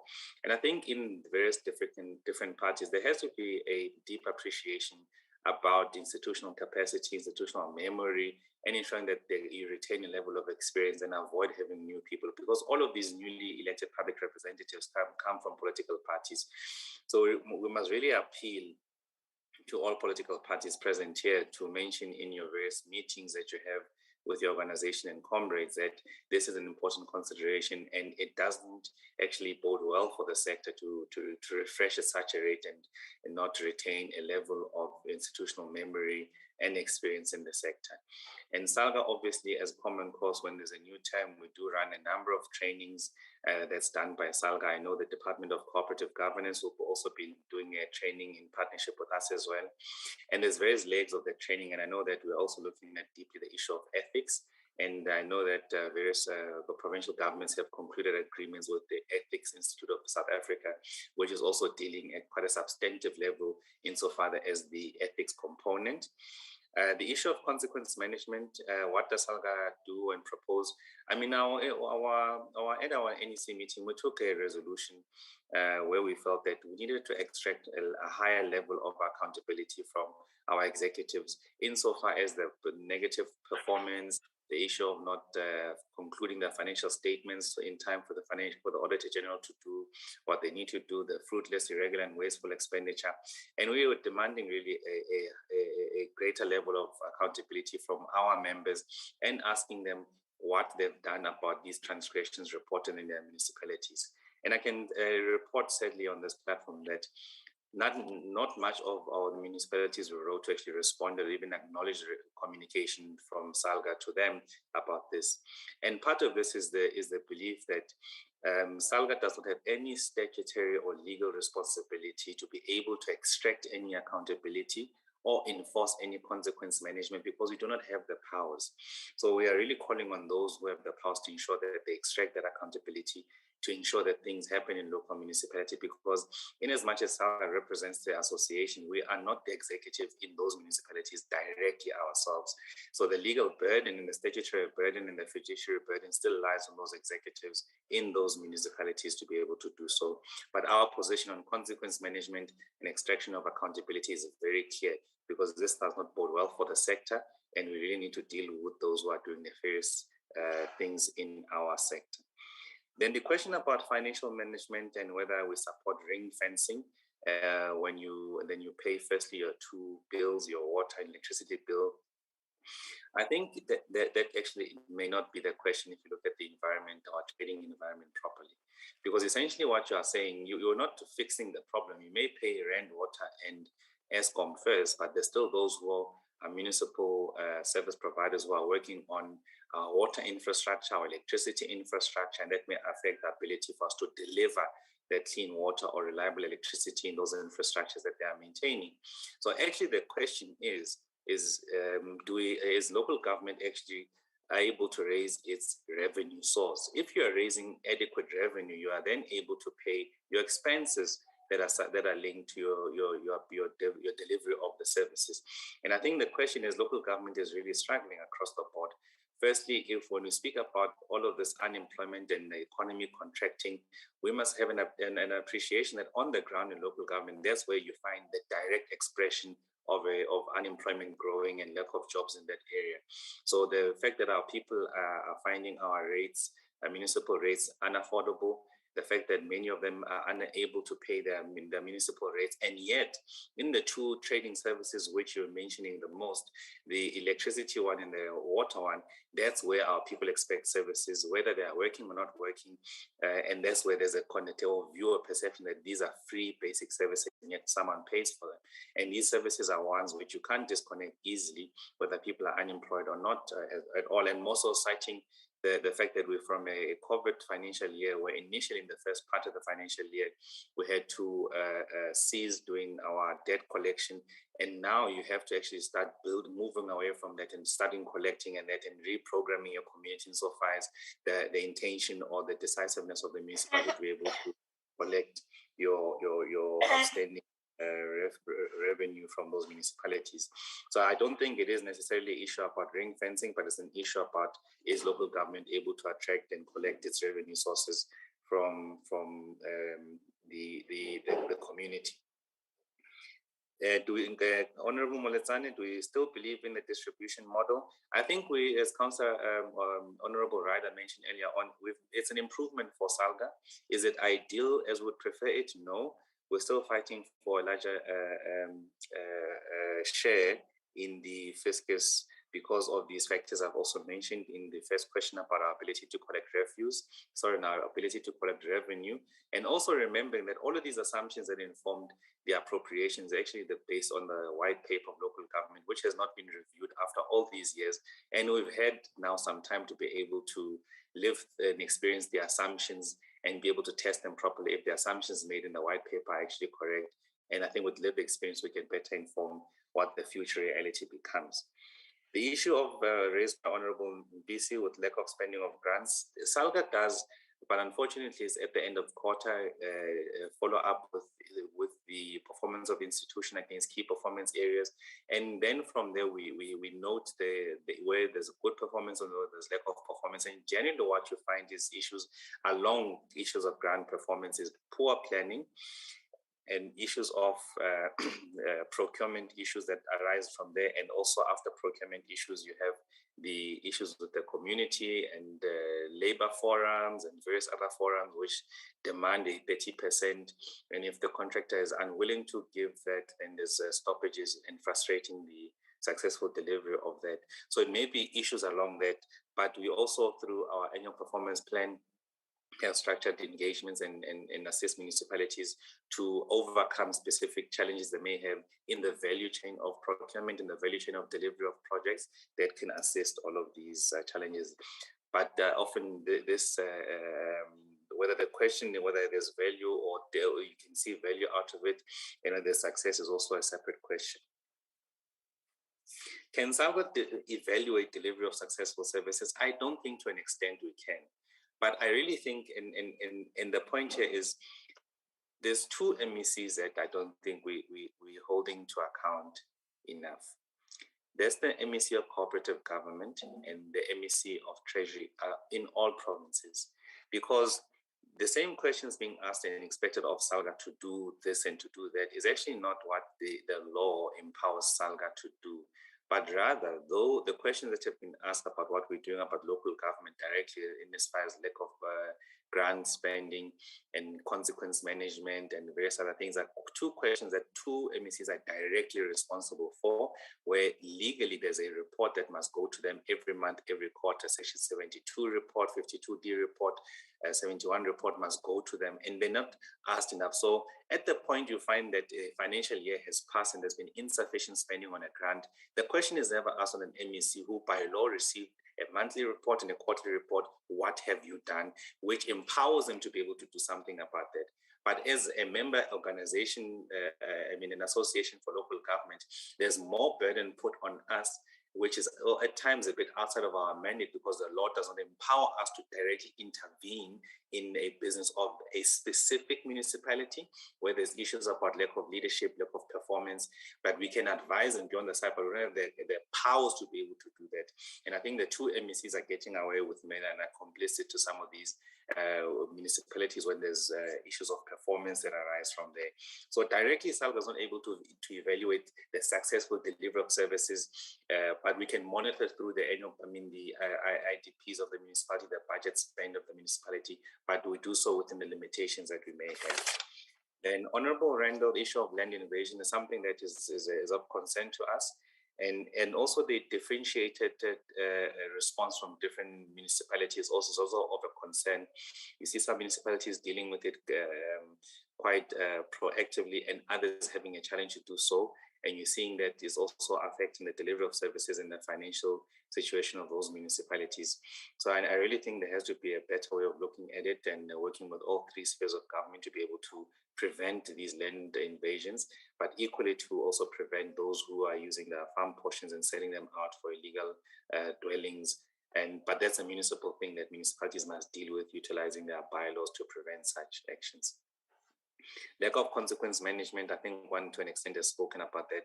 We're insisting on extracting consequence management and people to perform. Chairperson, I think I'll leave it there and leave the difficult questions to my colleagues, Komutso and Babuneba, to respond to, or Councillor Honorable Hlonga or Hlongane to respond to. Thank you, Chair.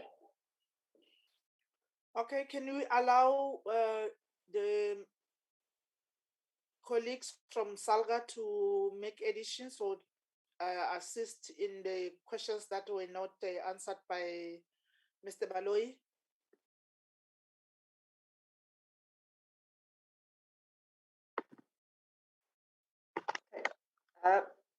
Okay, Chair Skumuzo, can I go if Councillor Tlongwane is covered?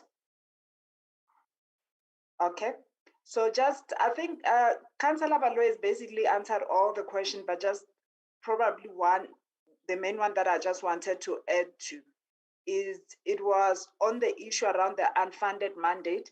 Maybe just to add that in December, the special budget between Treasury Copter and SALGA, there was a specific paper focusing on the issue around unfunded and underfunded mandates.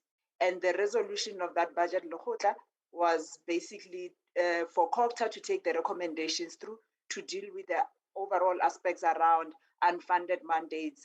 And as committee members would be aware that currently in terms of the division of revenue is that money follows functions as allocated by the Constitution, which has created a number of challenges within the sector. And I think COVID and how the sector also responded to the issues during COVID and the directive also exposed that particular aspect to a great deal that really necessitated a much bigger reflection on the issue around an unfunded mandate and to basically close that particular issue. And then I think Councillor Baloyi also covered the issue around the water losses and the various aspects and interventions by SALGA, but nevertheless to just state that currently overall in the sector, the water losses are currently sitting at around 41%. And then lastly, just adding on the consequence management. I mean, over and above the direct engagement that we have with mayors and municipal managers, we started in the previous year to make sure that repeat fundings are basically addresses that we have entered into partnership with various professional bodies. In this particular instance would be government auditors, the South African Institute of Government Auditors, SAICA as well, CIPS that looks at supply chain processes. But in the main, the benefit we're looking to extract out of those partnerships over and above capacity building partnerships is the fact that any member of that professional, any of those professional bodies must actually adhere to certain ethical standards. And we basically now require, and we've requested through our agreements with the various professional bodies that they need to hold their members accountable that are basically operating in the local government sphere, because we realize that we cannot do it alone, basically. In partnership with the professional bodies, and also insisting on the departments that have got executive authority on the various, on the sector as well, in terms of extracting the levers that are currently provided for within the legislation to make sure that those that basically falter are basically held accountable, and there's basically consequence management. But lastly, also the NEC, through various engagement with the AG and the good relationship that the AG has had over the years, basically with Saga, and also the fact that the legislation has been amended to empower the AG to basically follow through on these transgressions and issues around material irregularities, that it was resolved in June already that AG must basically refer those matters to SIU that needs to be referred, and basically report back in terms of progress in terms of the NEC. So that's pretty much what is being done currently to make sure that there's basically follow through in all of these issues that are basically coming through in terms of the audit report. Thank you, Chair. Thank you, Mekhumotso. Saga, are you done? Through you, Chair, just with your permission, I'm Neba from Saga. It's just to add a little bit, although I know our NEC member, Baloyi, has adequately covered. I just wanted to touch on the aspect. I think Honorable Member Aukamp also touched on it, particularly in terms of the capacity of the incoming councillors. Salga, in fact, is currently seized with the rollout of the integrated councillor induction program. In Limpopo province, it started yesterday, and it's going to roll out until early next year on the initial one, and that would be followed by the portfolio-based councillor induction program. What I wanted to highlight is then that in the package of the councillor induction program, it also incorporates an aspect dealing with ethical conduct, where the councillors would then be taken through that, and they would also need to sign on the code of conduct, particularly in terms of ethical conduct to be adopted going forward. So it is part of Salga's mandate in building this capacity to also ensure then that the newly incoming councillors are capacitated, but wholly agree with Councillor Baloyi had indicated that the function of these incoming councillors and the high turnover rate, it's a function of political parties who actually deploy them. But once they are there, we are responsible for their training. I thank you, Chairperson. Thank you, very much, Neba. I think we are done with Salga. Members, are you fine with the responses? Do you feel that your questions have been addressed? I've noted the response, Chairperson. Okay. There's somebody who was speaking before you or behind you, Honorable MPC. Who's that? Is it Honorable Randall?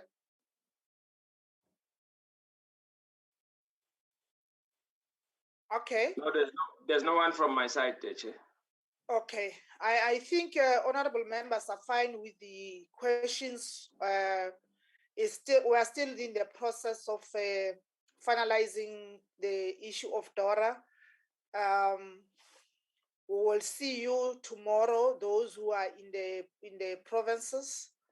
And I think now we can release Salga, but provincial delegates, please stay behind.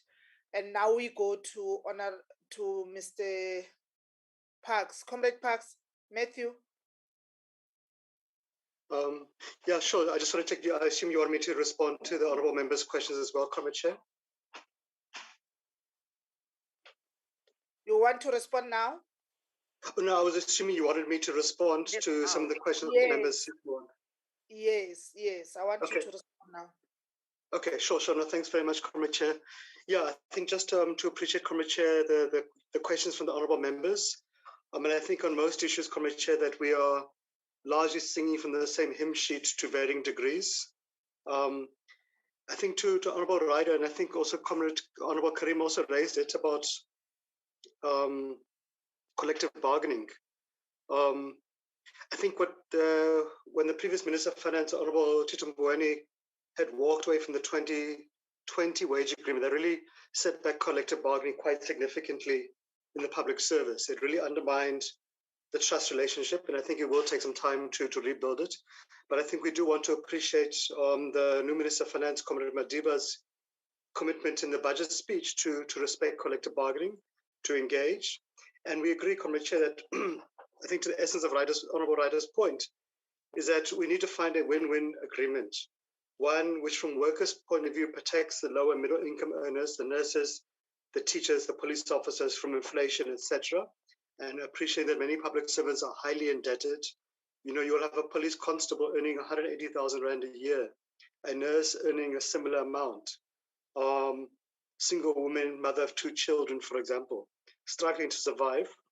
On the one hand, and I think also to appreciate that when a trade union agrees to an agreement and sells the compromises to the workers, they would also have a confidence that government would honor that agreement.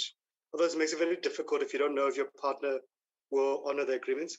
But I think also we do appreciate, which I think is the essence of Honourable Ryder's point, we need to save the state. We need to ensure the state can survive. Workers cannot afford to see the state collapse. It will be public servants who would suffer the first if the state couldn't pay salaries, if it retrenched, if it went to the IMF for a bailout, and we're mindful of that. We're mindful of protecting the gains of post-1994 on the social wage front to the poor across society. So I think it is then trying to find a balance.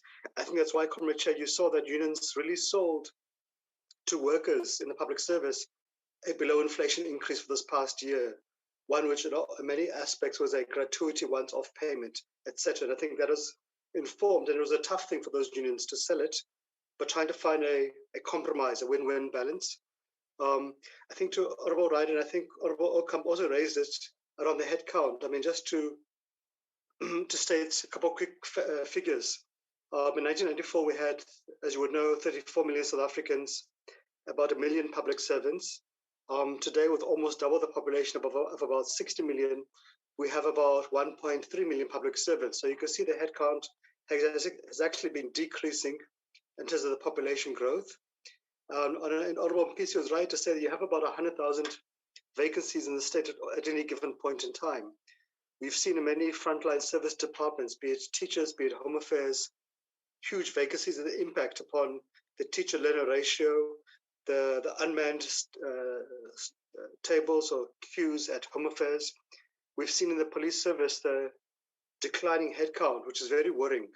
But I think also Honourable Okampo Ryder raised it about there is a need, for example, to redeploy personnel to priority areas. So, for example, in the police, we've been raising for some time, there's a need to shift staff officers from head office, from provincial offices, from desk duty, where about two-thirds of the staff are deployed, to community policing, to visible policing, to specialized units, etc., to make better use of the resources we have. I think, Chair, we'd want to agree with all the comments of members about the school sanitation project. It really is a national embarrassment. It can't be accepted. And really next year it should be a priority. More especially, Honourable Chair, when you consider that we're in a COVID-19 pandemic and sanitizing is a key element of the measures to protect ourselves. And it can't be justified in a modern industrial democracy like South Africa that we can't ensure girls have decent sanitation in our townships, in our rural areas, at their schools, etc. Chair, on to the point of procurement, which I think a few members raised. I think, look, we want to see basically two things. One right now is that you have a multiplicity of public procurement systems across the state. If we include the entities, local government, SOEs, etc. Often in local government, it literally is a free-for-all. You would hear municipalities who would just simply take 3 written quotes. It's wide open to forgery, to corruption, to abuse, etc. If you have a single online procurement system which is transparent, members can see it, the media can see it, It opens it up to small businesses across the country. It opens up to space to competition. I think that's one thing. It'll also make it easier for DTIC, for example, to monitor, and Treasury as well, local procurement, to effect savings, etc., to tackle and minimize corruption.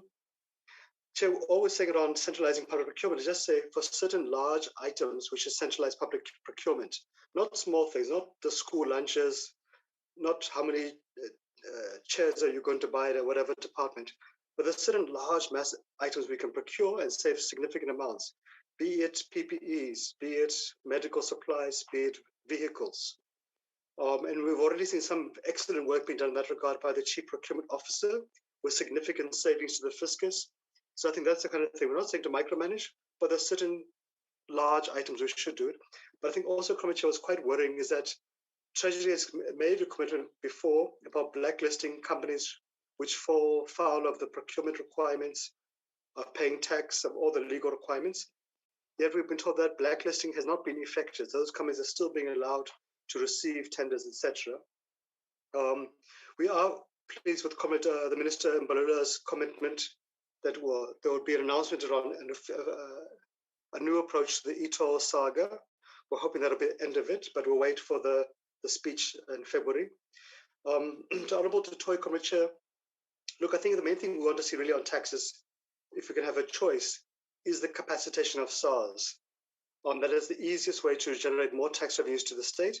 And I think for SARS, it's one about us reinforcing SARS in the appropriations.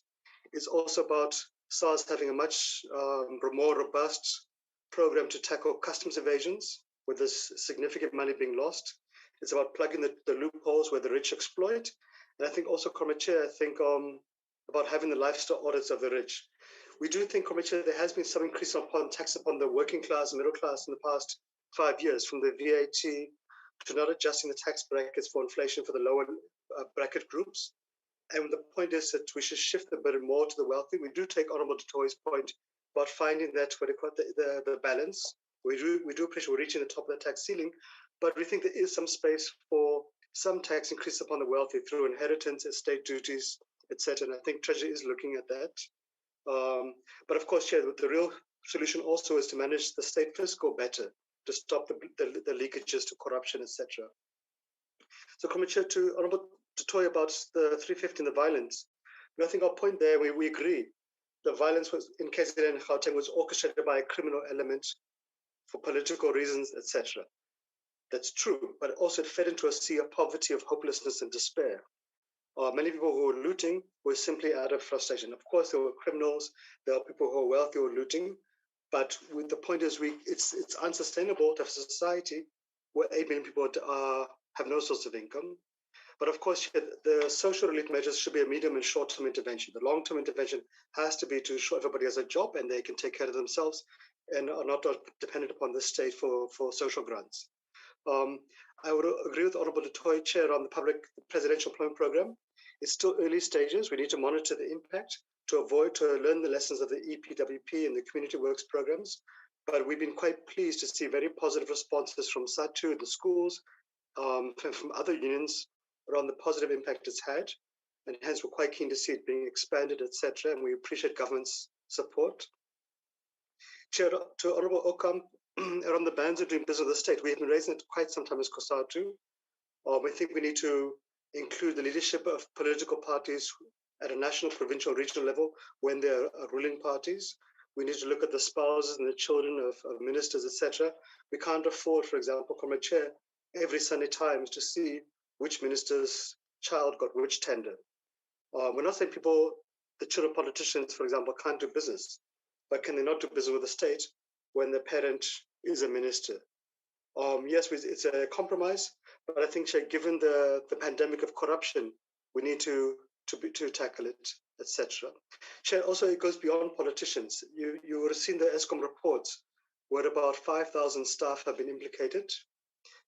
Several hundred are said to have contracts with ESCOM. So that has to be dealt with across the board, from politicians to management to officials, etc. We would support, as Honourable Okam was saying, and we've been raising it, around lifestyle audits. We would agree with it 100% to office bearers in government, to management, to supply chain officials, to the entire state, including SOEs, etc. And if you have nothing to hide, you will have nothing to fear. I know Honorable Karim drives a very modest, small little car, so I'm sure he'll be the first to volunteer. And of course, you will see others who you would question, Commissioner, where did this one get a Porsche Cayenne from?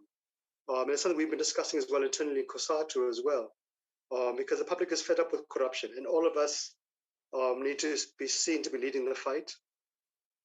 Chair, I think also around, sorry, one other issue around the headcount, we've also been raising the need to consolidate parts of the state. We have often SOEs and entities which duplicate each other. We often have municipalities which are simply not sustainable from a rates base. They're too small. You know, Prince Albert municipality, for example, it will never have a sufficient rate space to sustain. So we would rather see consolidation to avoid collapse. Chair, but I also want to agree with Honorable Okamp that for us, we don't expect the state to employ everybody. It can't. The real solution is to grow the economy. So hence we're pushing on, can we deal with the spectrum issues? Can we deal with the transit issues? Can we ensure ESCOM is working efficiently so the economy can grow? Chair, I think just to Honorable Moretsane's questions around the teaching assistants. Yes, I mean, SATU Teachers Union has been quite busy in the department working to make sure the teaching assistants are utilized properly, etc. I know that in KZN, SATU and Cosatu had intervened with some of the teaching assistants weren't paid, similarly in the Eastern Cape, etc. I know around the community health workers and the ECD workers now has been doing quite a bit of work to improve the conditions, to get the community health workers permanent, and there's been good progress in that regard. I think we've seen in the budget, the MTPPS, the employment of 18,000 health workers. So that's a positive achievement, which we want to appreciate from government side.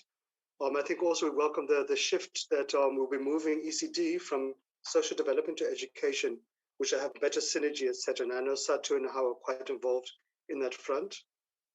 I think to Honorable PC, I mean, it's always positive to hear from our former Cosatu provincial chairperson that his federation is on the right track.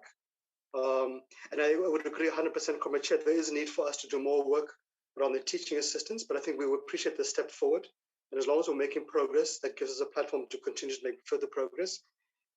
We have been raising the issue of vacancies, and I think we do need to do more around it. But I know that Pop Crew, Satu, Denosa, and how have been raising it in their different sectors in the government around it. But I think we all need to do more around it. But I think we do appreciate some of the additional resources in the budget to try to address it. Comrade Chair, I wanted to respect Honorable Karim, who raised the legal issue that he must be the last one. So I wanted to leave him for last, to appreciate his message of support, that we are reasonable and pragmatic, etc. Not a legal one, it's a political and moral one, Chairperson. I think, Comrade Chair, and it might sound like heresy, but I mean, Cosatu has really tried our best to speak to solutions to the economy because our members' jobs are at stake. We need to be practical given the material conditions on the ground, facing workers, facing the economy, facing the state. We need to have measures which can be addressed today, not in 10, 20 years' time. So at times we might seem to be very kind of reasonable, but I think, Comrade Chair, we must amend the parliamentary rules to require Honorable Karim to refer to Cosatu as radical and militant and revolutionary. But I think, Comrade Chair, just the point Honorable Karim raised around the single bargaining council. Our unions have been raising it, and I think we're quite pleased that Treasury is warming up to the idea. We think it will benefit both sides of the equation. One, it makes it easier for the unions to have a single negotiating process, which also benefits government. It helps to address the disparities in government, where some get paid too little, others, where there's significant ballooning on top, etc. We think it'll benefit the state because you can have a single medical aid, a single pension fund. That's also going to benefit workers because often some of those other smaller funds are not sustainable. The conditions are not, protection are not very good. But it also benefit government from a budgetary perspective because they can plan better, knowing this is one wage agreement for the entire state. So we think it is the way to go. And Commissioner, I think we agree with Honorable Karim around the NHI grant. We're quite worried, and we felt we should have done more to reinforce the health department. I think, Chair, let me stop there. I think that is all the questions I hope I answered. And to say lastly, Commissioner, that Honorable Karim might have been around at Parliament since 1996, if I'm right, give or take. but he's still a young lion at heart, and he's done a fantastic job for the workers and the proletariat. So let me stop there, Comrade Chair. Thanks very much. Thank you very much, Matthew. Can I check with the members if there are any other questions which are left out?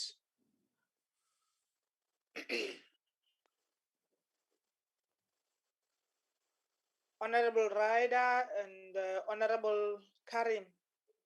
Chair, just a question is, are we going to have some responses from Treasury today on some of the issues that have been highlighted through the presentations, or will that come at a later stage? Okay. Honorable Karim. Yeah, Chairperson, firstly, I should, in the interest of openness and transparency, tell you that I paid Matthew to say what he said, right? So at least you know that. Secondly, I came in 1994. But basically, what I'm saying, Chairperson, is actually ANC policy, really. Sometimes we forget it, but we are supposed to be, and we are biased towards the workers and really. And I think it's fair to say also, Chairperson, he was being unduly generous, but the truth of the matter is that increasingly what we found compared to, let's say, the first 15, 20 years, I don't know whether it's good or bad, I'm simply observing, that Cosatu has become a bit more conciliatory. It's reflections on what's the limits and possibilities of the country, given the parlous state of the economy and even more the budget. They've been much more temperate about it. And I think it's a tactical shift. But clearly, today, for example, it was very hard to see what any party, obviously parties are free, there's a multi-party democracy, and so it should be, any party could disagree with what they were saying, actually. There's very little, really. Where we might disagree, if we're not in the ANC, I mean, it may be about the timing, about achieving those things. But those are very basic things, Chairperson. And finally, you know, this debate we keep having about what is the role of the state, right? Is it to create jobs? Is it like an employment agency? Or is it there to create the conditions for economic growth? Well, to some other degree, it's both. In other words, we're not like an established democracy.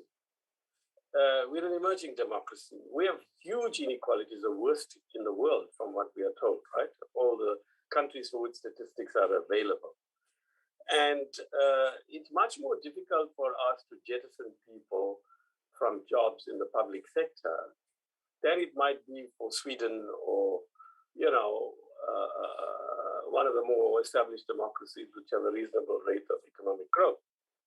So by keeping people in jobs, you're also recirculating money. You're helping to grow the economy. It's true that the state can't absorb all the unemployed. That would be absurd. But it's also true that where conditions have been created, particularly, Chairperson, let's be frank, in the era of Thabo Mbeki, right? We had done so much to meet the requirements of the private sector. In fact, you'll recall, Chairperson, as a former trade unionist, I mean, the WTO agreements on tariffs and so on were reduced much more substantially and faster than even the world body required, right? To encourage private sector investment and growth facilitated by the private sector. Now, you know, Cosatu and SACTU in particular were up in arms about that because of the job losses in the clothing sector. But even after all of that, the private sector didn't really come to the party. And quite a bit of the growth was also stimulated by the state through its investment programs and so on. So, you know, we need a better balance between the polarization around that debate. Thank you, Chairperson. Thank you very much, Honorable Karim. I think you have covered everybody to speak after everyone have spoken. We're now settled. Oh, I'm sure Dennis is going to get mad and funny. No, he won't. He won't. I think most of the issues we seem to find each other. We seem to be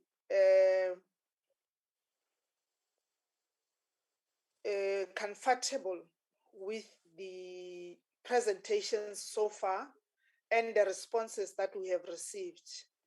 And for those of us who still think that the multi-year agreement, that when we talk about the wage agreement, needs to be revisited.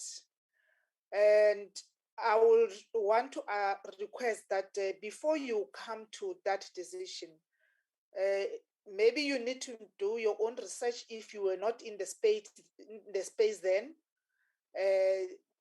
What was the impact when we had yearly or annual agreement negotiations, and the difference that we had when we have to go for or agree on multi-year agreements, and also sharing with the comrades who were there. It was very hard. It took a lot on members of the public service and organized labor, and more especially for us as leaders to convince members to agree to see that this is a better option. But then let's compare the two before you take the decision to can recommend. But it was a good achievement to have multi-year agreement. And once we have an agreement, it's legal. There's nothing that justifies changing. So we understand where the Cosatu found itself at and had to come to a compromise position. But going forward, public servants must not be always be the sacrifice. And when we also talk about the wage bills in the public service, when we talk about health, for us to get quality service, we need enough personnel. And such a department is personnel driven. So you have to put more money for you to recruit more nurses and doctors and specialists and staff. To keep the hospitals clean, you need those people to be there. You need people, warm bodies. You need teachers for you to have enough teachers at schools, and other people or homebodies who are doing the work, for you to have enough resources, human resources, in terms of police. You need more police. So the wage bill, of course, is going to go up if you employ more people, and we employ more people for us to get more, to get better services. Other things, I think I agree with you. We can't compromise. The issue of pit toilets and bucket system, they are not supposed to be in our agenda anymore, because we've been talking about them so long. Budget have been put aside, and at some points budgets have been spent. Where has it spent? Did we have value for money? If we didn't, was there consequence management? If there wasn't, what do we do now for us to address these issues?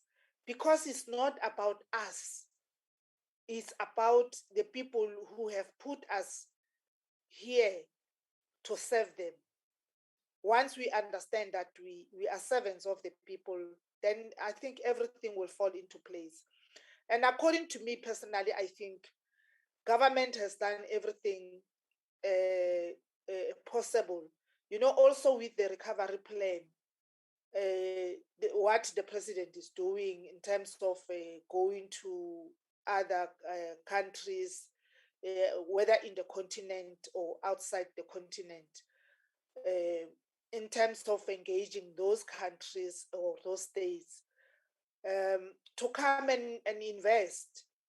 Because if the economy is responding well, or the status of our economy is in good condition, then government is in a place to create an environment for public sector to employ more people. So I think we need to encourage those things and acknowledge, but also criticize and take harsh decisions where we think people are not done on purpose. With those remarks, honorable members, I think we have come to the end of the engagement of our two presentations. I really want to thank the team from Saga, Comrade Matthew, for always being there. And I think the workers of this country must be proud of yourselves as an organization that all the time, even if other people seem not to have an interest, we show that you will always make a presentation and make the voice of the workers, the interest of the workers, to be there in the public and represent them. We really appreciate that very much. They need to be proud of that, and we encourage other. We have not written them off. We still encourage you, other organizations, to please come to Parliament, because this is your Parliament, to come and speak and present the interest of the people that you're representing. Thank you very much, Saga and Cosatu. Thank you very much. We are going to release, Saga is gone already. We are going to release Comrade Matthew, unless he wants to say something. I see you are saying goodbye by a show of hands, thumbs up. Thank you very much. There's honorable members. Can I check with the secretariat if we are making the quorum to can deal with the one set of the meeting of last week? Lubabalo? Thank you, Chairperson. Before I respond to that, Chair, I'm not sure if I'm out of order. Honorable Rider, if I may remind you, he asked if maybe we were not going to give Team National Treasurer to say a few words. And Mr. Bakis is on the platform. Maybe he might have a few words to say. Thank you. Okay. Honorable Rider, my apologies. I didn't ignore your request on purpose. It just slipped my mind. And I think it's very important to have Treasury to have a say, to comment on what has been raised here on this platform.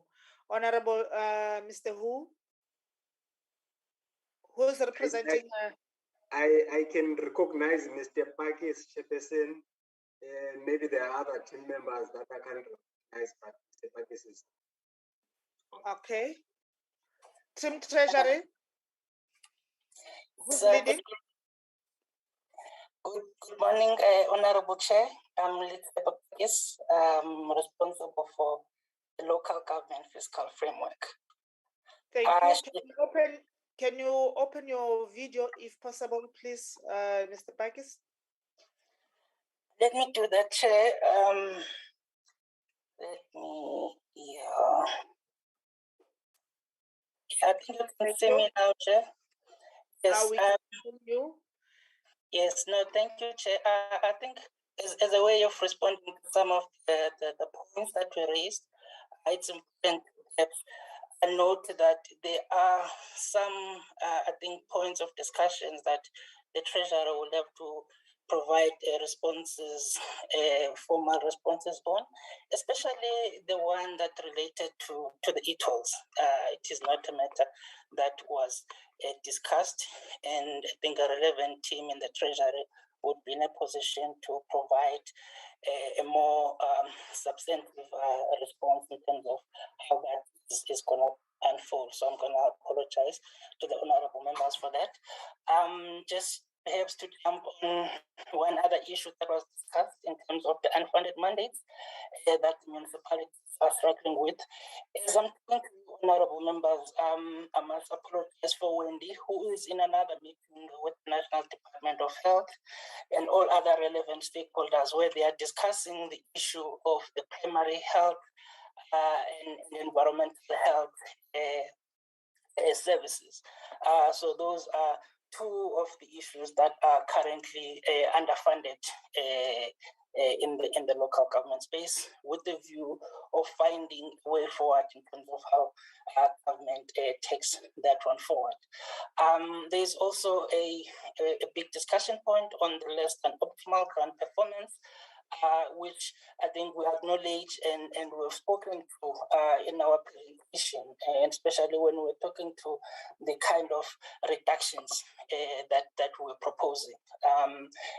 The question really that the Treasury is grappling with is how then do we use the levers in the grants to incentivize better planning beyond the individual projects? Because what we're seeing now is that municipalities plan per project, and as money is provided for a holistic a program of action, then they fail. So you would see that it is much easier, for instance, in a municipal space to do a roads project than it is to do a water and sanitation one. So it's just a question of how then do we then use our levers in the grant system to ensure that at least we incentivize them to a point where they are able, to carry out the whole program in terms of the budgeting. So from the planning, the reporting, the implementation levers as well. On the question of indirect grant and whether that's the way to go, and anticipation is, I think we're pretty clear on this one that the planning framework needs to ensure that municipalities are adequately prepared, to take on the responsibility. So we don't think that the indirect grants are a permanent solution to the system. They are just a stopgap to ensure that services are being delivered to the communities. In the local government space, for instance, the kind of proposals we are making over the MTF in terms of the asset management reforms, where we want the municipal infrastructure grant to have an indirect component, so the idea there is that, those reforms would then support the rehabilitation of infrastructure, if it means that, new infrastructure is not required. Because what we're seeing also is that municipalities find it quite easier to always build new things, especially in the build up to elections. The cutting of the ribbon phenomenon was pretty prominent. So now we need them to be supported in order to be able to do a proper job in terms of determining really what it is that needs to be done, and we want sector departments to play a key role in that. So we don't envisage, honorable members, that the indirect would play a bigger role than they should be in the system. So we, in our discussions at MTech, we actually thought that should there be a need for an indirect grant in the system, it shouldn't last for more than 3 years. So it should always be with the intention that it is for a specific purpose, but also during that period, and the sector department that is involved should be in a position to then capacitate the municipality to be able to do the work themselves.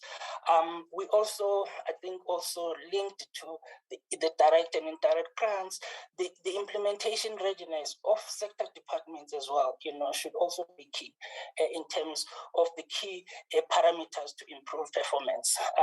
The experience we have, unfortunately, honorable members, is not a good one, because even though we do have those indirect grants, I think Honorable Reiter spoke to the R big one.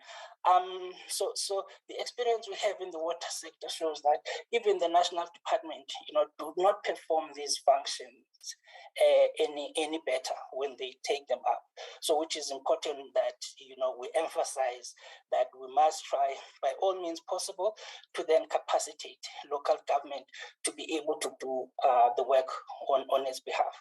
I think, honorable members, also as a treasury, we have been caught by, I would say, a surprise, because the emergence, I think there was a big discussion point around what was happening in the city of Cape Town in terms of the My City, and we partly, have to shoulder the blame there, because we allocated more money than the city really required or could potentially be able to use in the current financial year, which does mean that we also need to tighten and relook at how the appraisal process into these projects, how we do those, so that we ensure that we don't allocate funds that the municipality is unable to deliver on. And having said, honorable members, I think sometime last year we spoke to you about, when we spoke to issues of service delivery and lack of effective and functioning of local government, we indicated that we were undertaking a review, a diagnostic study of the local government capacity building space, and we're happy to say since then we have completed the study, and there are quite a number of findings that came from that. So this study really was cutting across all the sectors, all the role players in terms of the capacity building at local government, including provincial and the municipalities themselves. So that it was to better understand, the root causes of capacity constraints, and honorable members, we will say more about this in the main budget, because we're also now preparing a plan of action so that we're able to then implement these the recommendations that are coming from the diagnostic study. But I mean, it's suffice to say that we should perhaps just indicate that the capacity building is really significantly larger than we previously anticipated and may have indicated to yourselves. So I think to yourselves may have indicated that we're looking at a capacity building system that was worth 3 billion rands. But now that we've done the work, we actually know that it's much bigger than that. There's actually about 9 billion rands in expenditure targeted at improving the capacity of local government, and what complicates it even more is that there are about 40 different state actors that play a role in terms of trying to build that capacity. And I think it doesn't take a genius then to say, we continue to demonstrate a poor performance, then where has the problem been? So the diagnostic is really starting to talk to some of the issues that have been reported by municipalities in terms of how this could be done better, looking at some of the international best practices and how we can adapt those to the local realities, but also hearing the many various players in the sector in terms of what we can do. So we are looking at a programmatic action which really starts looking at a more collaborative approach in how we build the capacity at local government, rather than the piecemeal where Saga plays their part, and the treasurer would then maybe focus on the financial aspects, and then COPTA does some work in terms of governance and systems, and then you would then see maybe a water and sanitation trying to capacitate the water department. So that system is not working.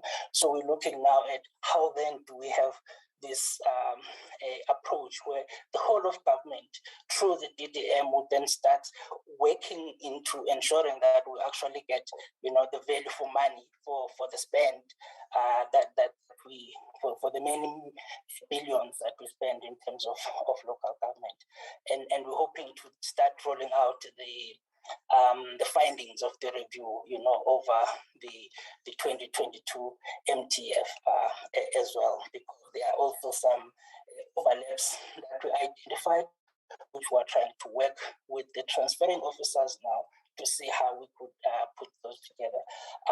Honorable members, that is all I could answer.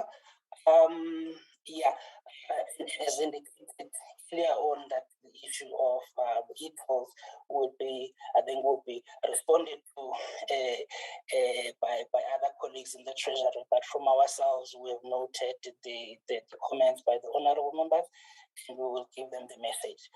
Whether it's going to be another invite from the committee or there was going to be a written input that will be required, we will be guided by you.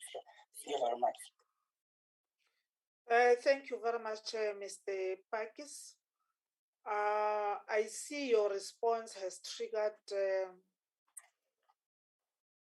Honorable Tutoit to want to say something. But before I allow Honorable Tutoit, Honorable Pakis, I think when you said you're busy preparing for the budget, February budget for 2021-22, and you are looking or considering what is been raised in your diagnostic report, I think what needs to also be taken into consideration is what the public have been raising through ourselves through these committees.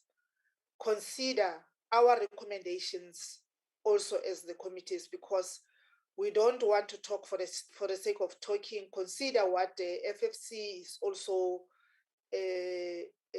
raising, and the criticism, analysis from the PBO, and all of us as role players. I'll request that you don't become stereotyped and look at one diagnostic report, but what provinces are raising, what we raise as committees and the portfolio committees, what municipalities or Saga is raising on behalf of municipalities also needs to be taken into consideration when we do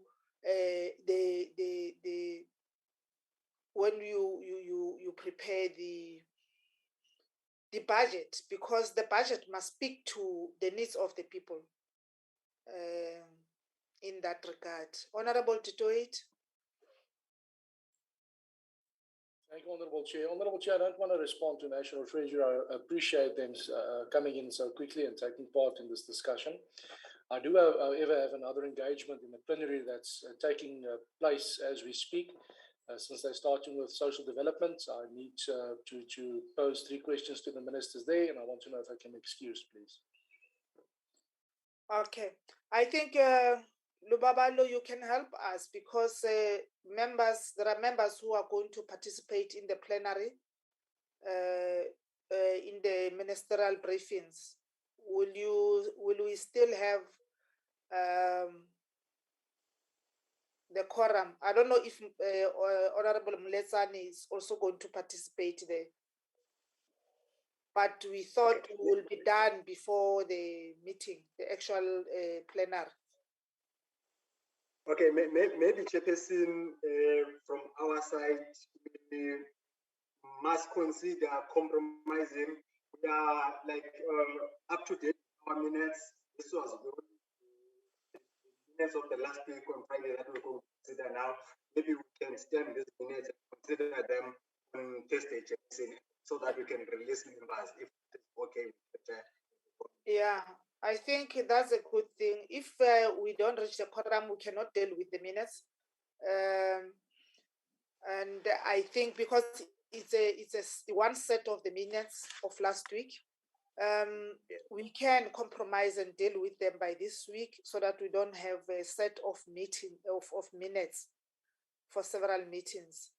Let me take this opportunity to thank you all members, all provincial participants, the media, the support staff, and all the stakeholders who participated in this process. Tomorrow, honorable members, please, let's go to our provinces, or whether it's visual or physical, but I think it's visual. In my province, it's visual. Let's go and seek mandates from our portfolio committees in the legislatures, so that we can come back and report. And hopefully by Friday, provinces will be done with the final mandates for us to finalize the report and adopt the report and present to the House the following week. Thank you so much, honorable members. Chairperson, sorry, just a quick thing, Chairperson, sorry to intrude, but we got a meeting at 1 o'clock to 4 o'clock as well of the SCOF. We've got a select committee on finance meeting because we have to process the tax bills and the financial sector law amendment bill today. Please note to members. We got permission from the House. Oh, I thought it's after plenary. I'm sorry. Yeah. Okay. So 1 o'clock, honorable members, we will log in for finance to deal with the TLAP and other. Yes. Thank you very much. See you then, honorable members. Goodbye. Goodbye. Keep well.